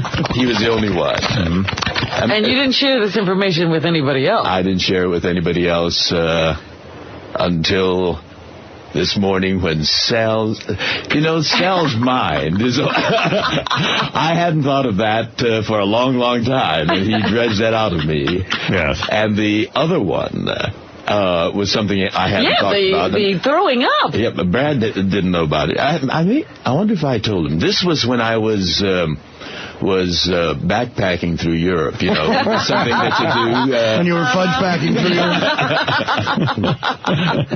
And I was at this taverna in Taverna, okay. Yeah. I've never been to a taverna. I don't even know what that is. A tavern. Oh, a tavern. A taverna. I thought a taverna. What's a taverna? It's a tavern, place where you go to eat where you and go drink. to eat and drink. Yeah, I thought it was a tavern. We call it a bar. Yes. It was at a tavern. Madrid. In Madrid, it's a tavern. In Madrid. You know you're gay if you say tavern. These boys never leave the country. Right. Oh. Taverna sounds like a gay bar to me. Yes. Well, as a matter of fact, he was an American. Like a tavern is where a guy goes to get a drink. A taverna would It's be... where you go and get blown. Oh, no, it didn't happen there. It didn't happen So there. you went to a taverna. Yes, and I met this, he was an American, blonde. He'd been living in Madrid for some time. He was an artist. And how do you find a gay guy? You get up and go, anyone else call this place a taverna? Were you drinking a beer? That's a taverna. Well, he invited me up to his apartment to see his artwork. Etchings, yes. Very dangerous, this lifestyle of yours. You're busy running around with strangers, but go ahead. I'm interested in art. Right. I bet you were. And he had some whiskey up there in his apartment, and we drank some more. And I think it was more the drinking. You were a little sick. Yes. So you started blowing them. Yes. And did it smell down there? Maybe that was the problem. Maybe that's what turned you off. No, but by this time I had, more than a few experiences. And did you get excited and go, hey, maybe I'm not gay? I just had a normal reaction. Artie, I wish I'd known you then. I just threw up blowing a guy. Wait a minute, I might not be gay. You would have given me good guidance. Dad, great news. I'm straight. Remember you told me what I should do when I blow a guy? I just did it. Where were you when I needed you? So, George, you blow the guy, and what happened? Well, you're in the midst of it. Did he put it down too far, your throat? No, I think it was more the drinking that did it. So was it right away that you threw up? Or? No. I thought maybe he had mushroom day. He did. He was coming. Oh, wonderful. He was coming and you were throwing up? Well, that kind of, triggered the gagging. Yeah. And fortunately... So you met his jizz with yak. So you threw up all over his penis? No. The toilet was right there. So he had a very... You were giving him a blumpkin? Story gets better. That's when you blow a guy on the toilet. All right. Well, congratulations. There I was on my knees hugging that toilet bowl. Of course. Really drunk. Oh, was I drunk that night? God, I'm drunk with cock. It was that last cock. It's one too many cocks. All right, George. Well, that's incredibly honest of you. And Alyssa, you have won, believe it or not, tickets to the Gary Roast, which are few and far between. I think I only have like 4 to give away. Lucky you. Well, I have one more game, Howard, so if you want to play one later or now, it's up to you. So you have 2 tickets. Okay, Alyssa? Is that the same game about me? Yeah. Oh, my goodness. I'm gonna put you on hold. Thank you, Howard. All right. Well, that was a fun game. I have so much to get to, but do you want to... Dare we? Let me make one. I'm looking at my schedule here. Hold on. We need a pregnant woman who continues to... Oh, my goodness. I've got a letter from her. I'm not going to say what that is. Katie and Holly, 2 British girls who want to ride the Sibian. Oh, really? Although people are telling me they're bored with the Sibian. Maybe I'll throw them right out here. Is that true? Where's that coming from? Stern Fan Network? Some guys wrote in and said they had enough Sibian. Rod Barry... a gay porn star. You'll like this, George. A gay porn star who claims he's straight. He says he just does the gay stuff for money. Is that possible? No. Oh. No. Well, they're pretty good actors. Yeah, but they're having real sex in those porn movies. I mean, George is gay and he's throwing up. I'm doing a straight guy. Any guy here ever thrown up giving oral to a chick? I came damn fucking close. Really? What was going on with you? A stinker broad hat. It wasn't the taverna before? No. This chick was, she let the evil out. Oh, yeah? It smelled so bad you almost vomited? It was really bad. Hey, George, icky girls, huh? Yeah. Oh, now. Did you continue, or did you... No, I popped right up, and I had regular sex with her. That's the thing about your dick, okay? You send your dick right into that battle. What do you have, 2 truths and a lie again? Yeah, I have one. All right, you want to play this? It's up to you. We could go to it later or now, whatever. Well, we'll go later, maybe. Okay. But remind me, I don't want to lose. Yeah, I'll remind you. Great game. All right, thank you, Sal. And George is also composing a list today, just like Robin did, of the best to worst looking guys on the cruise. Oh, very nice. I haven't done it yet. I don't know. Start do it working now. on it. It's good. I don't know whether I want to do that. Yes, you do. Yes, you do. I did You're it. all my friends. I did You're all it. wonderful, good Robin looking, did it. I did it. intelligent, You have to witty. do it. No, you need to do it. How can I rate you all? Just looks. You're rating on looks. And we won't be insulted. Don't worry. We're hideous. You're pretty thick-skinned, callous people. After what they do to you with those cutting up those things, get for it. Right. Go for it, That's George. right. I guess so. This is my chance to give them their comeuppance. That's right. All right.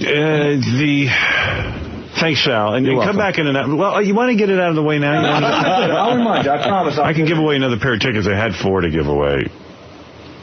You know. For the Gary Roast. When Good is luck. the Gary Roast?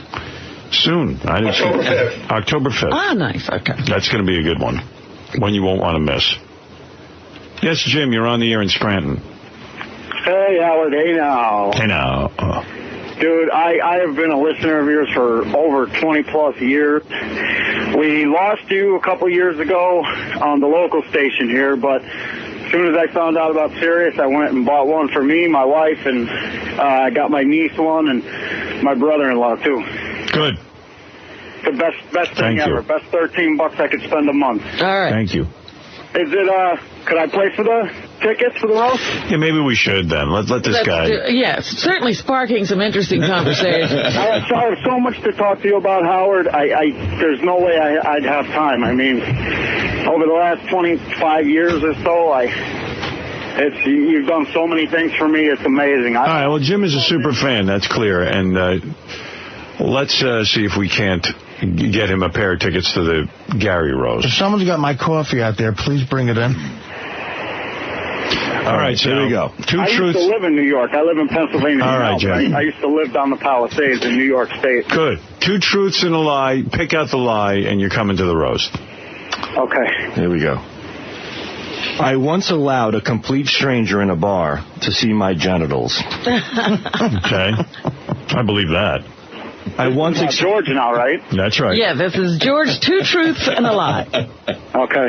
I once experimented with a candlestick in my rectum. Oh. I believe that.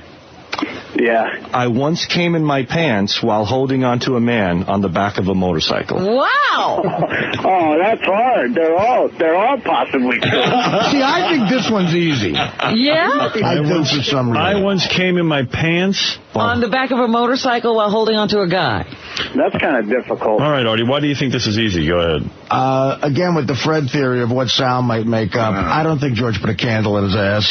Well, listen to it. I think he did, but he won't admit it. I mean, I don't know. That just strikes me as being the obvious one. I Give could be me completely again because wrong. I was totally blown away by each one. I once allowed a complete stranger to see my genitals while sitting at a bar. All right. I once experimented with a candlestick in my rectum. Experimented. I once came in my pants. What did you discover? While holding onto a man on the back of a motorcycle. I know for sure, unless I'm nuts, that the number 3 is true. I once came in my pants. How do you know that? Because I just know. That's so George. Yeah, that makes sense. I mean, that makes sense. No, I can even hear him go, I got so excited holding on to him, I came in my pants. And not only that, I was driving the motorcycle, so I know. My back was wet. All right, so I believe that is true.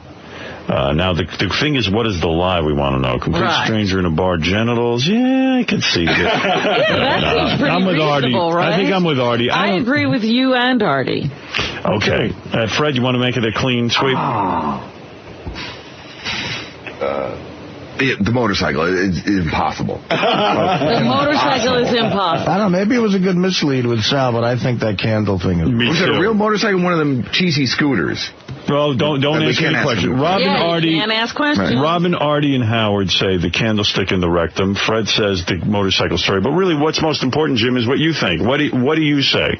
What's the? I gotta go with the numbers. I gotta go with the odds. All right. You guys. Well, the last lady didn't, and she won, so. All right, Jim says the lie is a candlestick in the rectum. That George, while wild and certainly open about his lifestyle. Was that a tapered one or one of those big ones? All right, let's go. I think I want George to tell us. Yes, George, please tell Which one is the lie? The caller does get the ticket to the Gary Roast. Yeah, baby. All right, Jim, hold on. Congratulations. You've won a pair of tickets to the Gary Roast. Two things were completely believable that a sentimental gay guy might go through, and one was completely made up by a stockbroker from you shoved a candle in your ass. How much you want to bet Sal's put a candle in his ass? That's where it came from. He didn't make it up. The toothbrush I did. Let me experiment. Did you put a toothbrush in your ass? When I was like 14, just the tip of it. That's not gay. Only the tip. Yeah. Hold out the bristle side. Jim, can you hold on? Yeah, Howard, I got one question. Quickly. I drive a garbage truck, and I've been driving a different truck the last couple of days, and I don't have my satellite in the truck. Yes. I missed the whole Artie experience, his revelation. I missed it. I've been trying to catch Well, Artie was with a man. Artie's gay. He's gay. I threw up sucking a cock in a taverna. He gave me a new chapter in our book of us. Jim, hold on. Thank you. All right. What are we going to give him, that on tape? Well, there are replays on the weekends of all the shows. Yeah, I'm sure you'll hear it, too. You don't want to miss that. Hey, Howard? Yeah. Since we're in the gay motif, are you interested in hearing sound bites from the gay porn star who's not gay? Not right now. We're He's talking to coming George. up anyway. We know about that. You showed a complete stranger in a bar your genitals. Why would you do that? Well, he says I was sitting. We were standing at a bar. Right. About 15 years ago, I was asked to be the chieftain of the Highland Games. Can you imagine me at the Highland Games in Scotland in Bearsden? And So were you wearing a kilt? I was wearing a kilt, and I did my research beforehand, and I know the authentic way of wearing a kilt, so I wore it that way. Which is what? Not wearing any underwear? No underwear. Right. It's one raw. And you must have loved that. Well, it gets pretty breezy over there in the Highlands. And after a day of the Highland Games, and there was this caber thrower. You know what a caber is? No, I don't know any of this. Highland Games, caber. Big log. It's like a log. Okay. It's like, it is a log, like a telephone pole. Oh, and these beefy guys throw them. That's the contest. And after a day of all that, we were in the pub and standing at the bar, and we were having weed drums. Shots of whiskey. Right. Yes. But enough wheeze and the You impact had a drink. And the caber thrower said to me, "You're an American. You don't know how to wear this, the kilts properly." I said, "Oh, yes, I do." And he was drunk enough to, he picked up my shirt, my kilt, and pulled it up, and he said, "By Jove, he is!" All right, so I didn't expose myself. He exposed me. You. How did you come in your pants on the back of the motorcycle? Fred says that's impossible. That's impossible. No, it's not. Impossible? Well, Fred, let me take you on a motorcycle ride. No, thank you. What happened, George has done the impossible. I was very young. So you have to, Fred, when you're young, you're very easily. That's true, but usually a chick's involved. All right. He's gay. Yeah, I understand that now. Go ahead, George. I was a student at the Shakespeare summer school at the Shakespeare Institute at Stratford. I went to summer school, too. Was it the Shakespeare Institute? It was for Jim. In England. Yeah, go ahead. At Stratford-upon-Avon. Yes. And there was this guy who was commuting from Warwickshire. And he was blonde, very good actor. Always a blonde. You're a sucker for the blonde. And he wore this leather jacket. This was the Marlon Brando period. And he came to school on his motorcycle. And he took me for a ride on the back. And your penis was pressing against his back? I was grabbing his body encased in leather and all that vibrating, and my and you shot your load. Legs were hugging the Was your penis pressed against his back? Is that what it was? Was he a gay man? Vibration. Did he know that you came, or no? He was straight. Oh, and when but you must have been a mess when you. George, is it raining? How did you hide what was going on? Artie, if George came on your back, it would be a problem, right? Yeah, we'd have to, pull over and discuss it. Ride back to my bed and breakfast, and so I got up and I went straight back in. Wow, so you must have been surprised that happened. It was surprising. I understand that. It was kind of good. I was at Scores one time with my girlfriend, and my girlfriend was getting a lap dance, and she was between my legs, so my penis was pressing against her back, kind of. And I was watching her get a lap dance, and it turned me on so much I shot my load. And I wasn't even touching myself or anything. And you didn't have that vibration going through your crotch. It was the strangest experience of my life because I wasn't, sort of touching myself or doing anything other than, it just was the hottest thing I ever saw, and I blew it. I can understand. I can understand George's thing in the sense that if I was on a motorcycle with a chick I was attracted to, and you're rubbing up against it, I guess maybe you come. But my God, what kind of Neanderthal are you, George? Well, I tell Fred, you've been missing out on one of the life experiences. Well, Fred's a biker. That's why I ride alone. You want to give George a ride? No, that seat's only big enough for one. Well, George, thank you for those revelations, and 2 truths and a lie, and a couple of people are coming to the Baba Booey roast, which is going to be a fun morning for us here on the radio. And all over America, they know my checkered past. Yes, you're not shy, and I like that about you. You certainly fit into the Howard Stern show. Artie revealing things, I reveal things, Robin, Fred, and now you.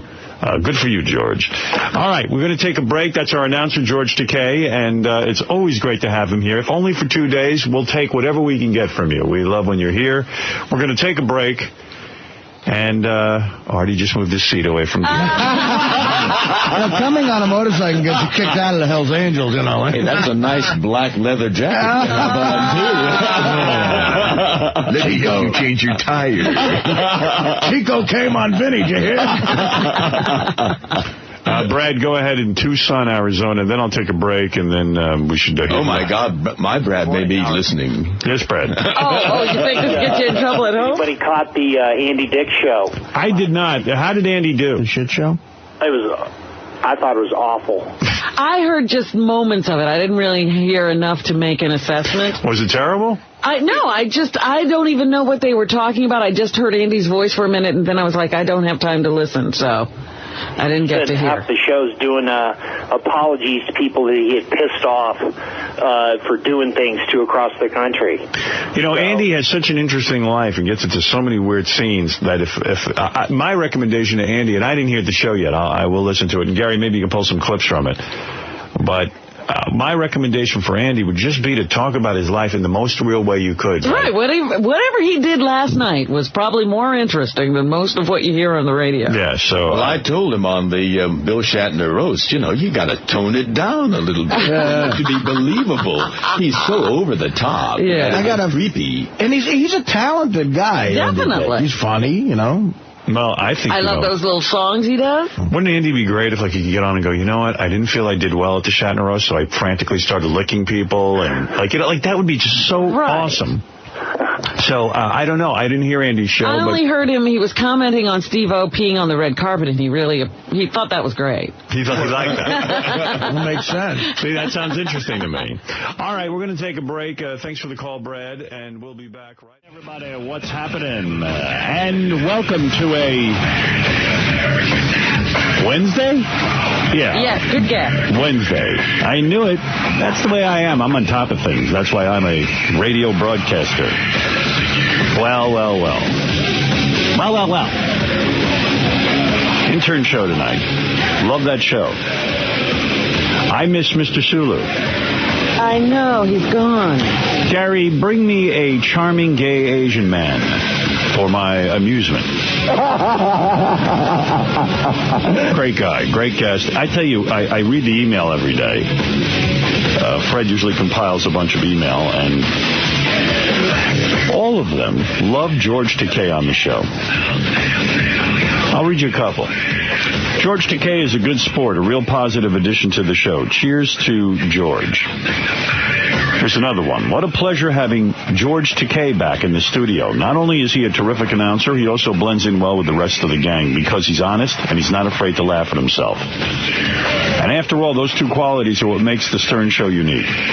Whether he's coming on to an Arkansas redneck, struggling with Tourette's, or describing his tryst with Bin Laden, George takes it all in stride and recognizes the sheer hilarity of it all. Long live Mr. Sulu. Here's another guy. I love when George Takei is on the show. I love to hear his stories about homosexual culture, and his laugh is infectious. Please, Howard, tie that fruit to a chair and keep him there. Here's another one. I've been a loyal listener since 1995. I never miss a show. I only email when I think it's really important. George Takei makes me laugh the entire show. The guy is perfect and an excellent addition to the show, and I know I have emailed you about this before, but I really wish you could make him a permanent fixture. I don't know that it would work permanently. I don't know. I mean, I love when George is here. I love when he drops in for the week or for a couple of days, whatever. But what do you think of him on a regular basis? Well, maybe it would work. Who knows? I don't know. Everyone loves it. It is well loved and no complaints so far. So I don't know. Yes. George does add an interesting dynamic. Right. So anyway, we love George, and I agree. He's great. And regardless of whether we think he should be here every day or every other day, I mean, I would have doubt George. we could get him every day. He's so busy with the Star Trek stuff. Star Trek, he's got a bank. Guy owns a bank. Yeah, he rushed out of here for a bank meeting. Yeah. So it's great. Whenever we can get him, we get him, and want to thank him for coming in and doing the show. Love the guy. Our resident banker. Yeah. And Artie gets all pumped up from him. Yeah, absolutely. Pumped up. Pumped up. Artie loves him. Are you interested in a new game that Sal worked on? I thought it was sort of interesting. It's called What George Takei is Annoyed By Involving Us. In other words, what annoys George Takei about us? And it's you and Robin. All right, I'll play that and game. Me and Artie and Fred. All right, let's play. Bring in Sal, and if he's got such a game, I'll play it. Oh, there he is. There's Sal.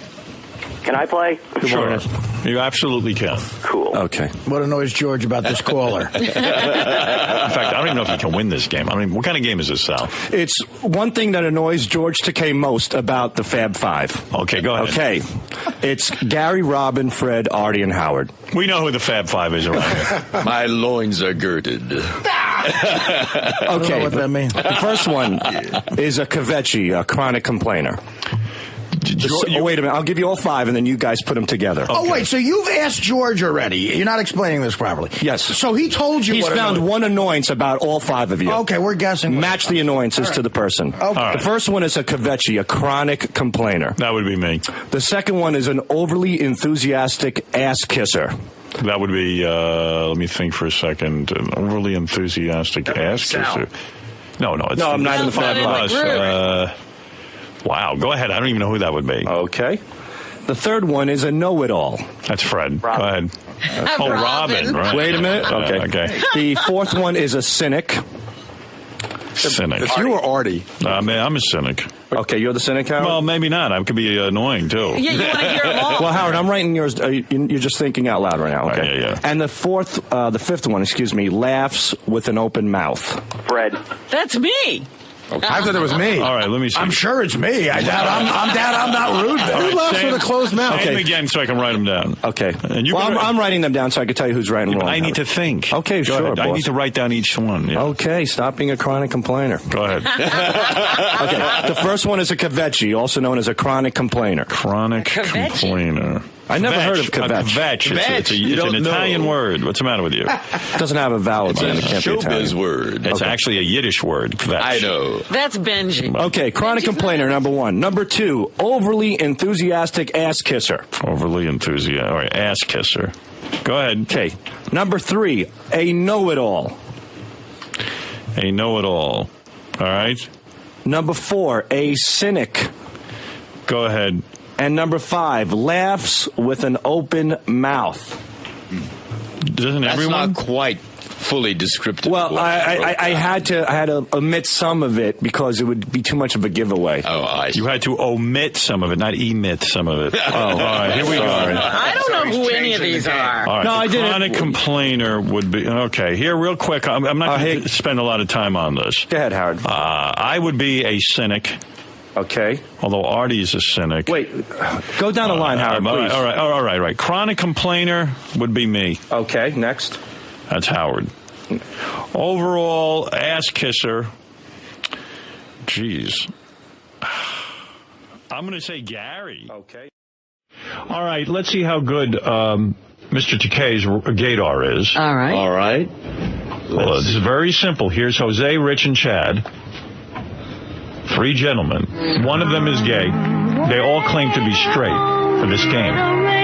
You got to pick out the gay dude. All right, I say all of them. Now. You say all of them are gay? And by the way, thank you guys for appearing in this segment. Most guys we asked bowed out because they didn't want to be accused of They were not ready for this. That's right. All right. Let's first say hello to Jose. Jose, say hi to not only the audience, but Mr. George Takei, who's going to figure out if you're gay or not, okay? What's up, y'all? What's up, Howard? Good morning. Hey, now. Now, I don't know if you're gay or not. I'm looking at you. The first thing I notice is you're heavily tattooed, and the second thing I notice is I think you tweeze your eyebrows. Is that correct? Do you do that? Wow, dude, that was quick. Yeah, I do. Well, yes, I do. I actually went waxing a few years ago because my hairstylist was like, your eyebrows are horrible. There was like a unibrow, and she started waxing me, and then I just became good at plucking, so I do it a couple times. I got to tell you, if you ain't gay, then I'm completely my gaydar's going insane. No, it's keeping it game clean. over, All brother. about keeping it clean. I host a TV show, so it's like I had to start doing that. What TV show do you host? It's called Latin Nation. It's a syndicated Latino news magazine show, but it's in English. All right, so you're a television performer. That's why you wax and groom your eyebrows. Sort of, and then, friends started saying, hey, you might look better if you start doing these type of things. I see. Very definitely a metrosexual. Your tattoo. Well, what is that, George? Sorry. He's got a tattoo on his arm. Oh, yeah, I have many tattoos. It's covering both arms. And what does it say? Oh, my. Well, what are the designs? Talk into the microphone, George. I'm missing you. I am. Are you? What's going on there? I do. All right.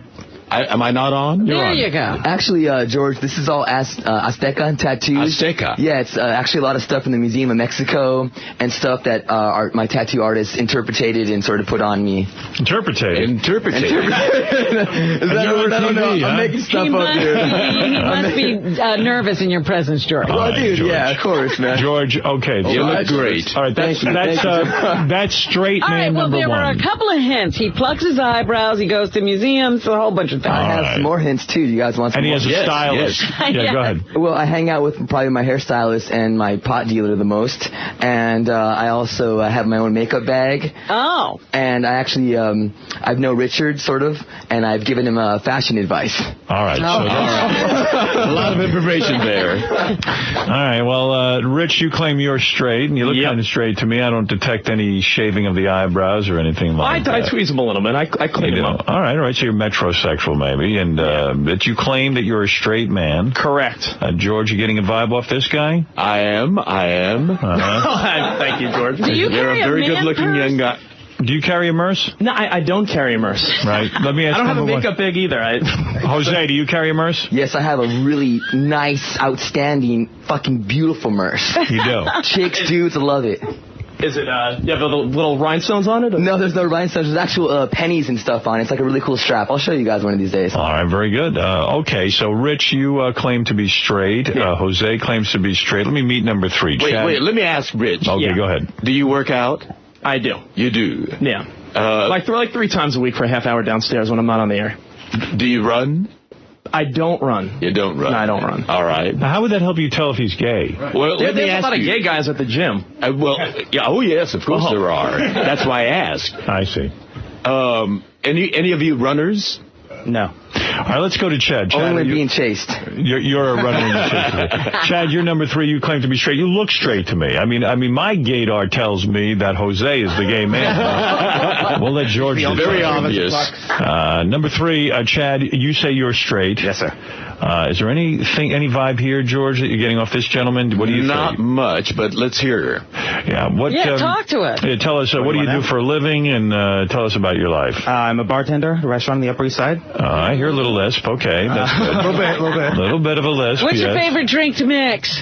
Favorite drink to mix? The easy ones, beer. Okay. Not cosmopolitan. Why is beer your favorite? Because it's easy. And why? I'll get tipped for it. Does anyone say you talk with a lisp a little bit?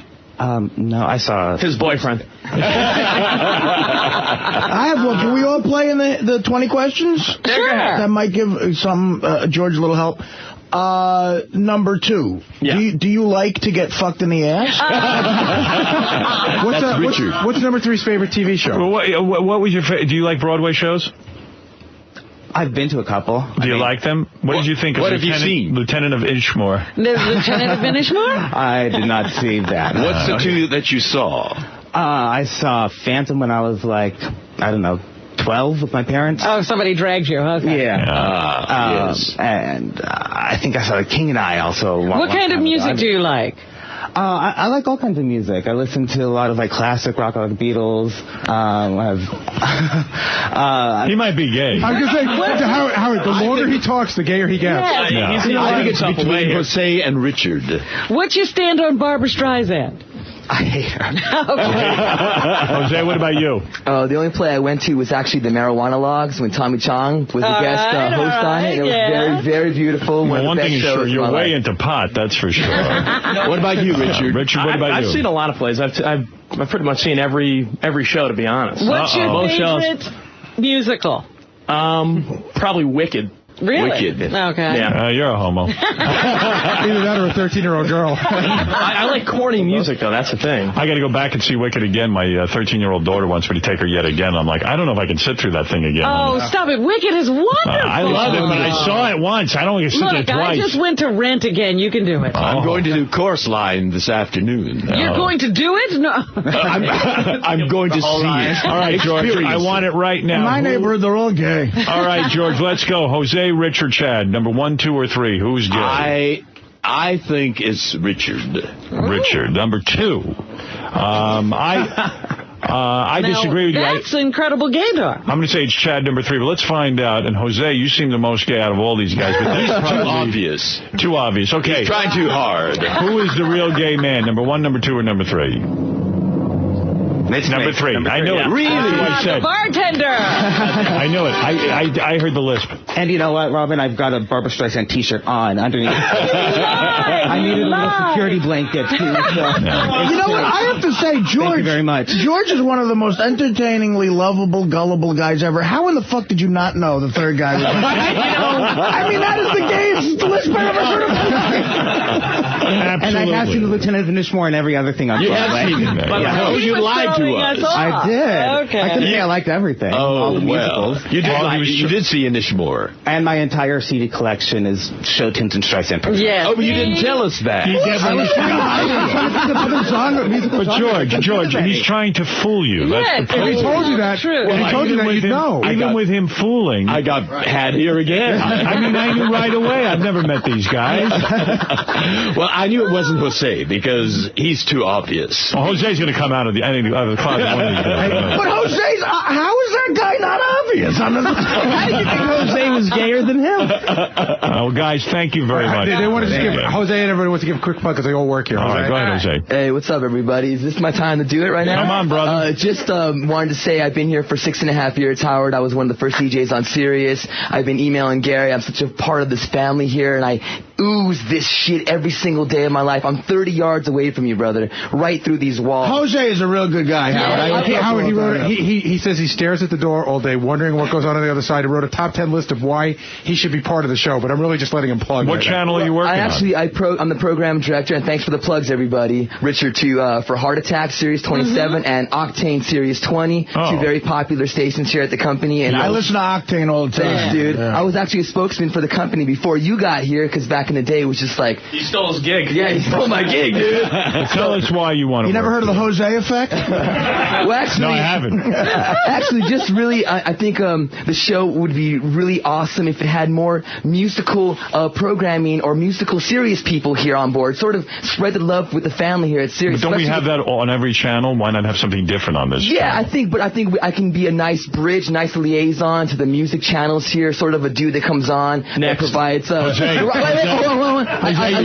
You're smoking too much pot. I love feet. I want to suck feet. I want to get squirted on, gushed on. I make awesome tacos. I made the whole staff here 28 tacos. That's nice. Arizona Mexican tacos. That's great. I'm actually a metal expert. I'm Mexican American from the border of Arizona. Well, I can bring a Latino twist, West Coast. That. Equal opportunity. The brown factor, we got to throw it in there. I have a huge list here, dude. I went to grad school. I think that's enough. I zoned out after the first suggestion. It's just like, know, I love this show. I love you guys so much. I just want to be. I want you guys to use and abuse me. Use me for my skin color, man. Howard, it was funny because all these guys canceled out of the game. Right. Like 5 people didn't want to be part of it. He spent 10 minutes yesterday thanking me for letting him in the game. Of course, it's just a game. Number 2, but go ahead. You know what you could do? You could refer Jose to Fred. Yes. That'll take care of it. Yeah, Fred will work on you.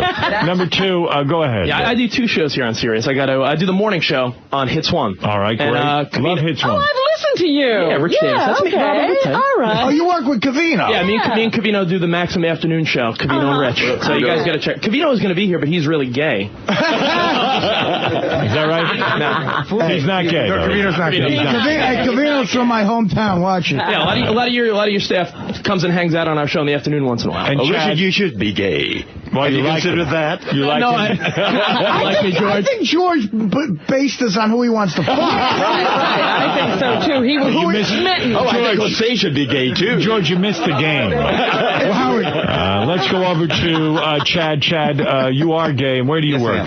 Well, I work at a restaurant on the Upper East Side, but that's part-time. I also work in a casting office to cast actors for a regional theater across the country. Of course you do. Did not want to say that. All right. Well, hey, Howard, I got to get to know you. So we have another game. If you want to do another game, we have another set of 3. Round. You want another round? Yeah. Like, give George a chance. I think we had enough. Now that George understands the game. I think it's fun. I loved it. All right, okay, one more round. Guys, thank you, Chad. Thank you, Jose and Rich. All right, let's see how you do this time. Here's 3 new guys. I'll play the game real quick. Now, George, you have to just guess, not based on what they're saying. All right. You got to pick out... Just by the appearance. They're trying to fool you. Or anything, an inflection, something. I picked out the guy even though he was trying to act straight. All right, we got 3 guys here. You've got Brad, James, and Jimmy. Brad, hello. How are you? Okay, now you have a deep voice. You seem very, very manly. You dress nicely. I mean, you got the jeans and the shirt out of the pants. You're clean cut. Only a gay man would know to wear the shirt out of the pants. And the cowboy boots, of course. And the cowboy boots. Do you work here at Sirius? Yes, I do. Work on your channel. Used to work for Martha Stewart, though. You did? Yes. And what are you, an announcer? No. I have no personality whatsoever, so I work behind the scenes. You don't use your voice professionally? I mean, you've got that. You should. Don't you think you should with the big, deep voice? Hey, if we can find me an agent, we'll think about it. What about saying something like this? Coming at you, we've got some great music coming up. Here's Jimi Hendrix. Coming at you, we got some great music coming up. We got Jimi Hendrix. Yeah. That's great. That works out pretty well. Yeah. So, you say you're totally straight. You have a girlfriend? No, I do not. I am dating. Uh-huh. And, George, what do you think? Anything, let me, he wants to see everybody. I thought he wanted me to turn around or something. Let's go to James. James, you look straight as can be to me. Or you got the shirt tucked in, and you got the, you just look like a regular guy. What does he do? I work in production. You work in production? Yeah, the talk side of production, on the other side. On the other side of the building? Yeah. Uh-huh. And do you shave your balls? You're on the Howard Stern show. I have in the past, yeah. Really? You shaved your balls? Yeah. Why, you have a girlfriend? No, not right now. You don't have a girlfriend. So why are you shaving your balls? Why bother? Because, just to see what it looks like? No, is it fun? It's more comfortable. You sweat less. Yeah. Could it be because you're gay? I got a feeling you might be gay, believe it or not. Maybe. We'll find out. You're shaving your balls. I shave my balls, but I'm so straight, it's ridiculous. So what are you going to do? But I got a girlfriend. Oh, that's true. I got to keep the balls shaved. You shave them for her? I shave them for her. Although I'm thinking of growing the hair back, I don't want her to see the liver spots on my balls. Are you getting liver spots? No, I'm just kidding. Are you kidding me? I look terrific. I'm young looking. Have you guys? I don't even color my hair. People think I dye my hair. Is it going gray down there? No, I'm jet black. Jet black. What about you? Let's see. When I turned 50, I was alarmed because that's where I found out that I'm turning 50. You had gray down there. Oh yes. So you shave it all off now? Oh no. You keep it there. You just went gray. I'm sure it was nature. I have jet black, thick bush, natural, and my hair is natural as well. I believe so that's is mine. why. Yeah, well, you got gray in it though. But I believe that's why you're shaving, to avoid seeing gray down. No, none of my. I'm telling you, I got no gray down. Now, would you dye it though if you saw that it was going gray? That's the real question. My pubes? Yeah. Oh. Shit, I might have to go. You know what I do? I shave it real close so that you couldn't really tell what was going on. Yeah, I don't want any signs of age. I got enough of them. You know, or either that or I put a blindfold on Beth. It's a natural process. Go with it. Please, George. I'm with a girl. You can explain that to a guy. He's going to make Beth go blind. Yeah. You're old. Not that you're old, but you're certainly... I'm old. You're old enough to be a grandfather now. If that happened, No, would that freak you out? If I was a grandfather, I wouldn't admit to it. What do You mean are old admit enough to be I a would not- grandfather. I wouldn't Your even- daughter's old enough to have a child. No, they're not. No, they're really If not. you had started sooner, you'd have been... Your daughter's 25, right? I don't care. I would not even want to know about it. Your daughter's Would you let a kid call you 25 grandpa? yet, isn't No. You wouldn't not. Absolutely not. What would the child call you? Howard Stern. Your daughter's not 25. Don't put her She's in. 23. Yeah. Damn right you're sorry. Everyone makes me old. I'm young. But she could have had a child by now. She could have. She knows not to. All right, number 3. What about you? Let me hear you talk a little bit. Jimmy. Jimmy's the name. I know Jimmy. And Yeah, Jimmy. he's Artie's assistant, isn't he? Yeah. Are you Kind of, yeah. Are you as gay as can be? No. You're not, straight. Last time I checked, I wasn't. You're 100% straight. Yeah. You've never been with a man. Never. You have a girlfriend? Yes. You do. Do you shave your balls? No, I don't have to. Right. Do you carry a purse? Yes. You do? Yep. You have a merce? I do. It's a bag. Yep. Where'd you get it? I got it for free at Lord & Taylor. It's a Toomey bag. They forgot to ring it up, and I just beeline for the door, and it's... Oh, my God. Wow, admitting to robbing a store. I'm employing a gay thief. Would Artie have a gay assistant? I believe so. But, to take care of Artie. Wow. Yeah, You catching a gays are vibe great here? caregivers. He tells me whether or not I match. Are you catching And a vibe? mostly you don't. Are you catching a vibe here? Yes, I am. You Where are. you Who is going Or maybe this it's time?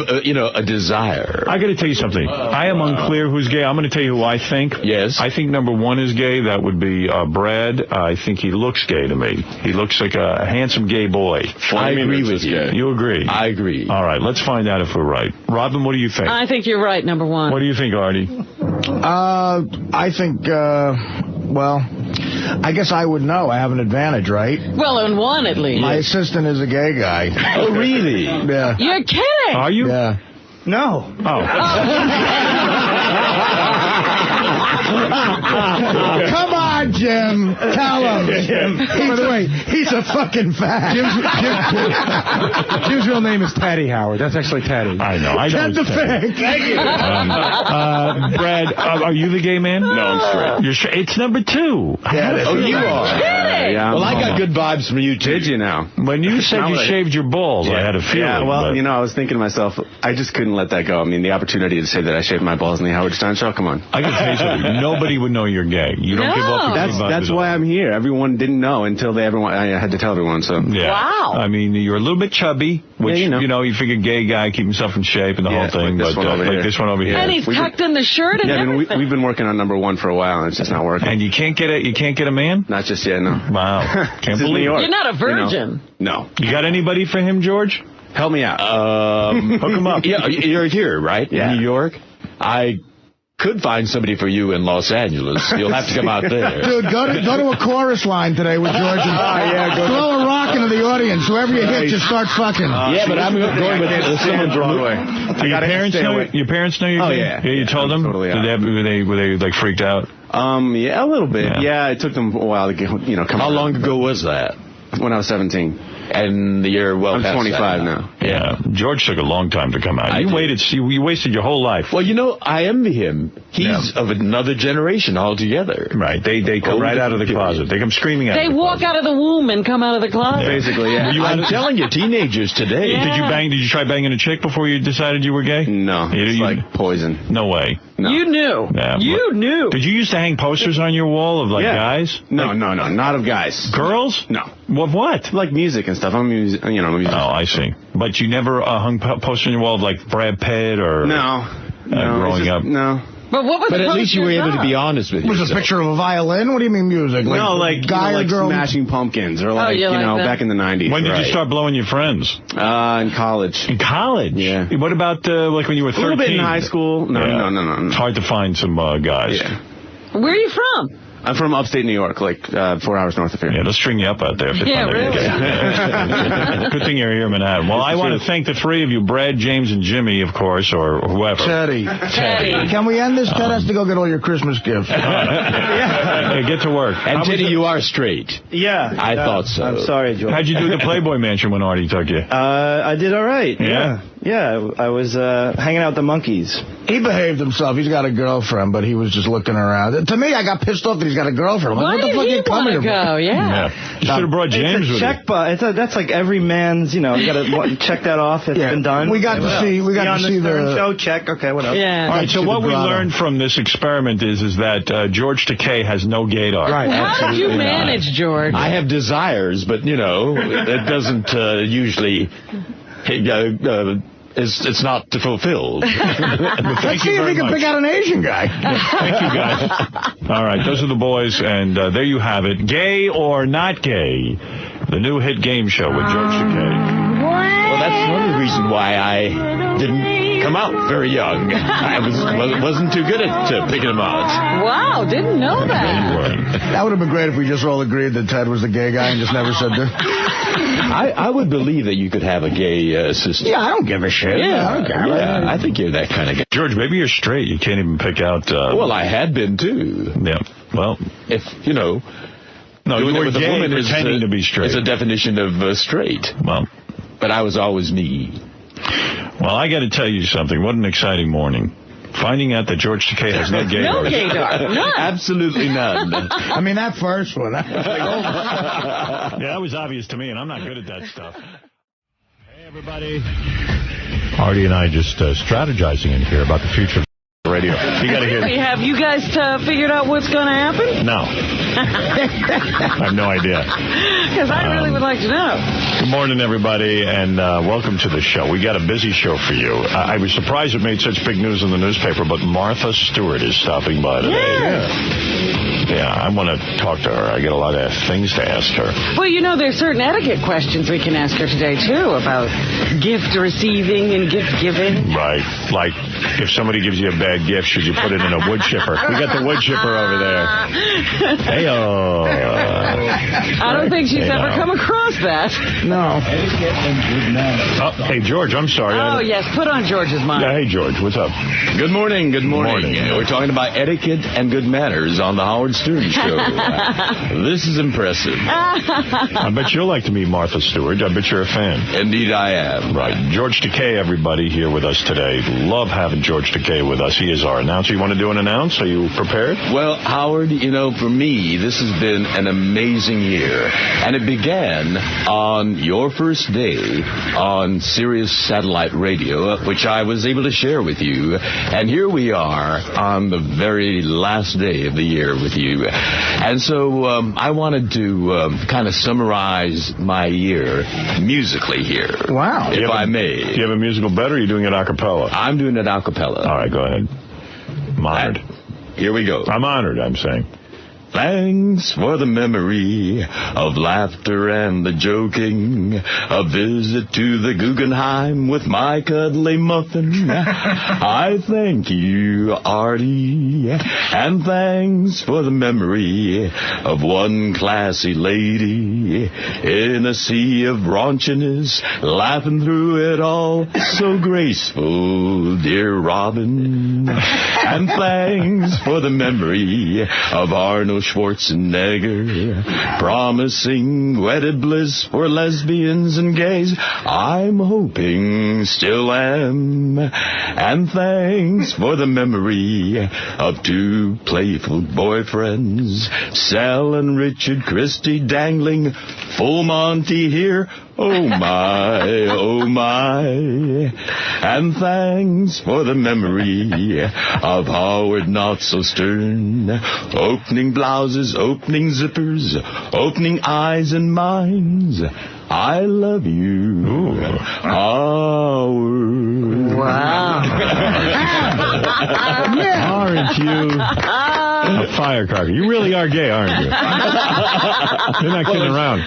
It's someone that's attractive, intelligent, all that gets That out love Autumn. As our friend the Reverend Bob Levy says in his act, if George isn't gay, he's on the waiting list. Thank you, George. That was very beautiful. You, Howard. Thank you. Well, we were treated to a song from Mr. George Takei, one of our country's leading actors. What a special treat. That's right. Well, thank you very much, and it's been a pleasure having you here, and we have a whole show to get through together, so let's begin. As a matter of fact, let's start with the wrap-up show from yesterday. Guess who made a special appearance on the wrap-up show yesterday, and I met him.